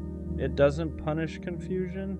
It doesn't make you feel like you're failing for needing time. It lets you grow into it, and when you stop running, you realize something important. Caring doesn't mean losing yourself. Staying doesn't mean being stuck. And choosing someone doesn't mean giving up control. It just means you're present. You're allowed to learn how to love differently than you were taught. You're allowed to take it slow. You're allowed to feel unsure without self-sabotaging. And most of all, you're allowed to stop hating yourself for struggling with something you were never shown how to do safely, because the moment love stops being about fear is the moment it finally starts feeling real. I've been thinking about something lately. There's a difference between being loved and being convenient, and sometimes I can't tell which one I am, because you say you love me, you act like you care, you stay, but staying isn't the same as investing. You can stay in someone's life because they're easy, because they're understanding, because they don't cause too many problems, because they don't threaten your comfort. That doesn't automatically mean you love them deeply. And that's where my mind starts wandering. If I stop being easy, if I stopped being patient, if I stopped adjusting when you're distant, if I stopped giving you the benefit of the doubt every time something feels off, would you still love me the same? Or would things start feeling heavier to you? Because I love in a way that's active. I think about you when you're not around. I consider how my actions affect you. I replay conversations to make sure I didn't hurt you unintentionally. I check in even when I'm tired. And I don't do that to be praised. I do that because I care, so when I don't feel that same level of intentionality back, it doesn't make me angry. It makes me unsure. Because love shouldn't feel like something one person maintains. It shouldn't feel like if I stopped trying, everything would slowly collapse. Sometimes I wonder if you love the way I show up for you, but not the actual weight of loving me back. Because loving me means consistency. It means emotional awareness. It means showing up even when you're stressed. It means reassuring without being asked 5 times. And I don't know if you're loving me or just enjoying how I love you, and that difference matters more than people think, because I don't want to be someone's peace if I'm not also their priority. I don't want to be someone's stability if I'm not also deeply valued. I don't want to be easy to keep just because I'm hard to lose. I want to feel chosen loudly enough that I don't question it silently, and lately, I've been questioning it. I think what makes this question uncomfortable is that nothing is technically wrong. You're not cruel, you're not distant all the time, you're not openly careless, but love isn't just about what someone isn't doing. It's about what they are doing consistently. And sometimes I feel like I'm filling in emotional gaps you don't even notice are there. When I feel tension, I address it. When I sense distance, I close it. When communication weakens, I strengthen it. But when I pull back slightly, even a little, I can feel the difference immediately, and that tells me something. Because if the connection shifts the moment I stop overcompensating, then maybe I've been holding more weight than I realized. And that's exhausting. Not physically, emotionally. Because loving someone deeply while wondering if they love you with the same intentionality creates a quiet insecurity you don't talk about out loud. You start asking yourself subtle questions. If I didn't initiate, would they? If I didn't reassure, would they? If I didn't bring warmth into the conversation, would it still feel warm? And I don't want to think like that. I don't want to calculate effort. I don't want to measure energy. But imbalance forces you to notice patterns, and patterns don't lie. There's also a difference between being wanted and being valued. Wanted is temporary, wanted is emotional in the moment, valued is consistent. Valued means you're considered in decisions, valued means your feelings are handled carefully, valued means someone protects the connection even when things feel stable. Sometimes I feel wanted, but I don't always feel protected. And protection doesn't mean control, it means awareness. It means someone thinking, I don't want to lose this, so I'll handle it with care. I want to feel like that. I don't want to be someone you assume will always stay. I want to be someone you actively choose to keep, because there's a dangerous comfort in knowing someone is loyal. It can make you relax too much. It can make you stop trying as hard. It can make you think effort isn't urgent anymore.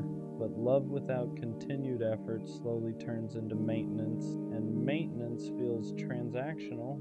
I don't want to be loved because I'm stable. I don't want to be loved because I'm understanding. I don't want to be loved because I don't make things difficult. I want to be loved because I matter, because my presence is important to you, because losing me would actually affect you, not just inconvenience you. And if I ever have to question that for too long, then something isn't landing the way love should. Because when you're deeply loved, you don't feel like you're the only one holding the emotional glue together. You feel supported, you feel met, you feel secure enough to stop asking whether you're too much. And until I feel that consistently, not just in moments, not just after I express doubt, that question will keep circling in my mind. Do you love me, or do you just like having me around? There's something I haven't said out loud. I think I'm afraid of being loved comfortably. Not passionately, not intentionally, comfortably. Comfortable love is quiet. It assumes I'll always be there. It stops checking as much. It stops pursuing as much. It stops protecting the connection as carefully. And it doesn't look toxic. It just slowly feels less alive, less intentional. Because in the beginning, you pay attention to everything. You notice small mood changes. You ask deeper questions. You show up with energy. But once things feel secure, once I've proven I'm loyal, once you feel like I'm not going anywhere, do you still put in that same care? Or do you relax into the assumption that I'll always adjust? Because here's the truth, I do adjust. I understand when you're tired, I understand when you're stressed, I understand when you need space, but understanding shouldn't mean I absorb everything. It shouldn't mean I silently carry the emotional difference. And sometimes I feel like I do. Sometimes I feel like I love you in ways that require awareness, and you love me in ways that require comfort. There's a difference. Awareness asks, how does this affect them? Comfort asks, they'll understand. And I always do. But at what cost? Because when you're the emotionally steady one, the patient one, the consistent one, people forget you still need reassurance too. They forget you still need to feel chosen. They forget that even the calmest person can start questioning things if effort shifts. And I've felt shifts, not dramatic ones, small ones, less curiosity, less intentional communication, less urgency to fix small disconnects. And when small disconnects aren't addressed, they grow. not into explosions, into distance. And distance is quiet, it doesn't scream, it settles, it makes you feel slightly alone even when someone is right there. That's the part that scares me, not losing you. Feeling alone while still having you. Because if I'm going to love someone deeply, I don't want to feel like I'm maintaining it by myself. I don't want to feel like my emotional awareness is what keeps us stable. I want to feel met. I want to feel like if I pull back slightly, you lean in. I want to feel like if I'm overwhelmed, you step up. I want to feel like if I go quiet, you notice without me announcing it. That's love. Not just staying, not just saying it, but actively participating in it. And until I feel that consistently, not just when I bring it up, not just after conflict, not just when I look distant, that question will sit with me. Are you loving me deeply, or just loving the fact that I make things easy? I think the hardest truth I'm slowly accepting is this. If I have to constantly question the depth of your love, then something about it doesn't feel secure. And love without security becomes anxiety. Not loud anxiety, quiet anxiety. The kind where I replay conversations in my head, the kind where I overanalyze tone, the kind where I wonder if I'm asking for too much just because I want consistency. And I don't want to be that version of myself. I don't want to love guarded. I don't want to measure how much I give. I don't want to calculate who initiates more. I don't want to mentally track effort just to reassure myself that things are balanced, because love shouldn't feel like an equation. It shouldn't feel like if I relax, everything will slowly fall apart. It should feel shared, protected from both sides, maintained by both people. There's a difference between being loved and being relied on. Being relied on means you're useful. Being loved means you're valued. Being relied on means you bring stability. Being loved means someone protects your emotional stability too. Being relied on feels good at first. It feels important, but over time, if it's not matched with intentional care, it starts to feel heavy, because I don't want to be the emotional backbone of something without feeling emotionally supported myself. And here's the part that really matters.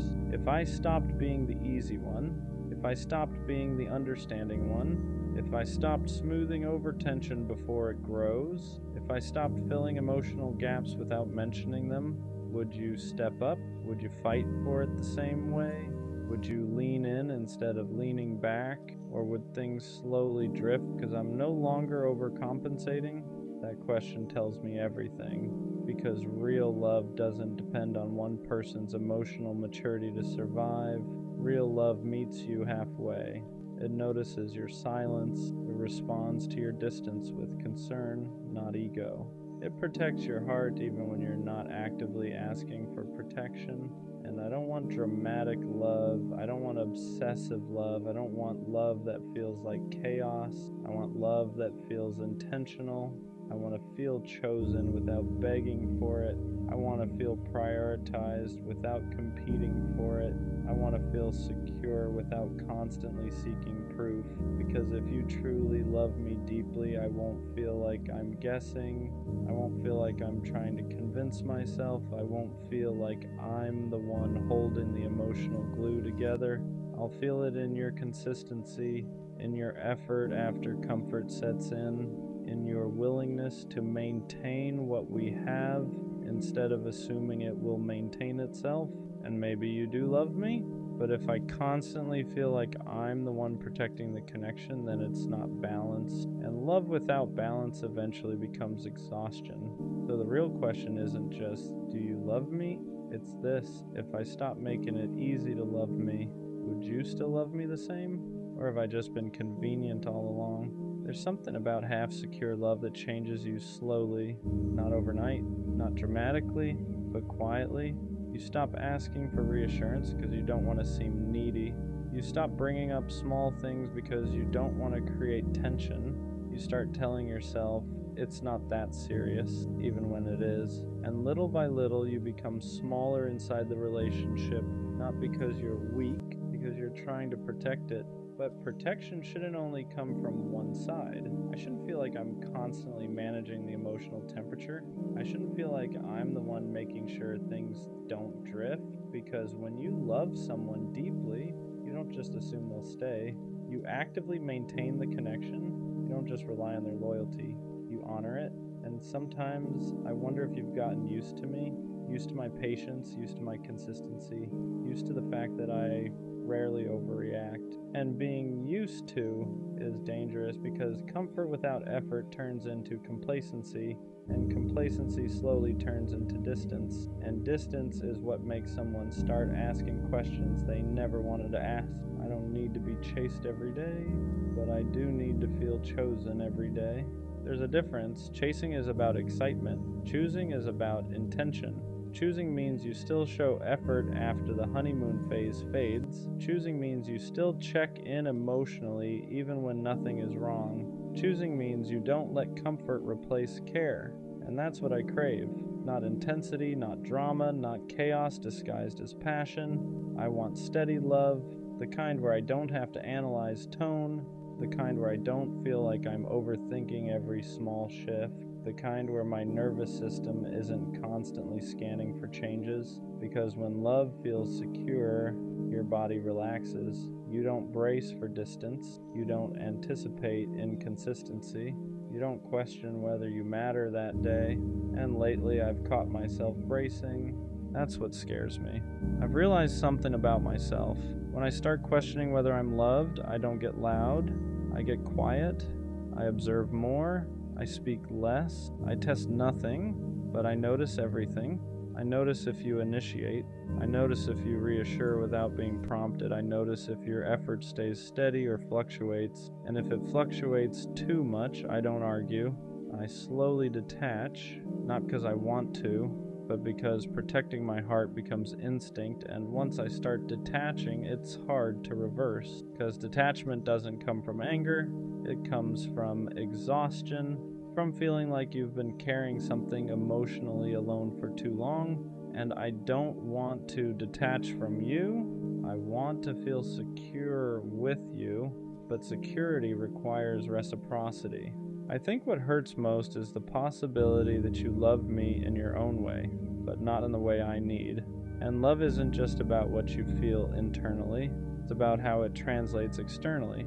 If your love makes me feel unsure, if your love makes me feel like I'm asking for too much when I ask for consistency, if your love makes me feel like I have to shrink to keep the peace, then something isn't aligning, because real love doesn't make you question your value. It reinforces it. It doesn't make you wonder if you're too emotional.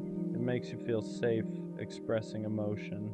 And I don't want to be in a position where I'm constantly explaining why I need reassurance. I want it to feel natural, mutual, balanced. Here's the truth I don't say out loud. I don't want to compete with your comfort. I don't want to fight against your laziness. I don't want to beg for effort that should come naturally when someone truly values you. Because if you deeply loved me, you wouldn't want to risk losing me through neglect. You wouldn't let small disconnects grow. You wouldn't assume I'll always stay no matter what. You would treat the connection like it matters, not just when things feel unstable, but especially when things feel secure. Because secure love still requires maintenance, it still requires intention, it still requires showing up fully.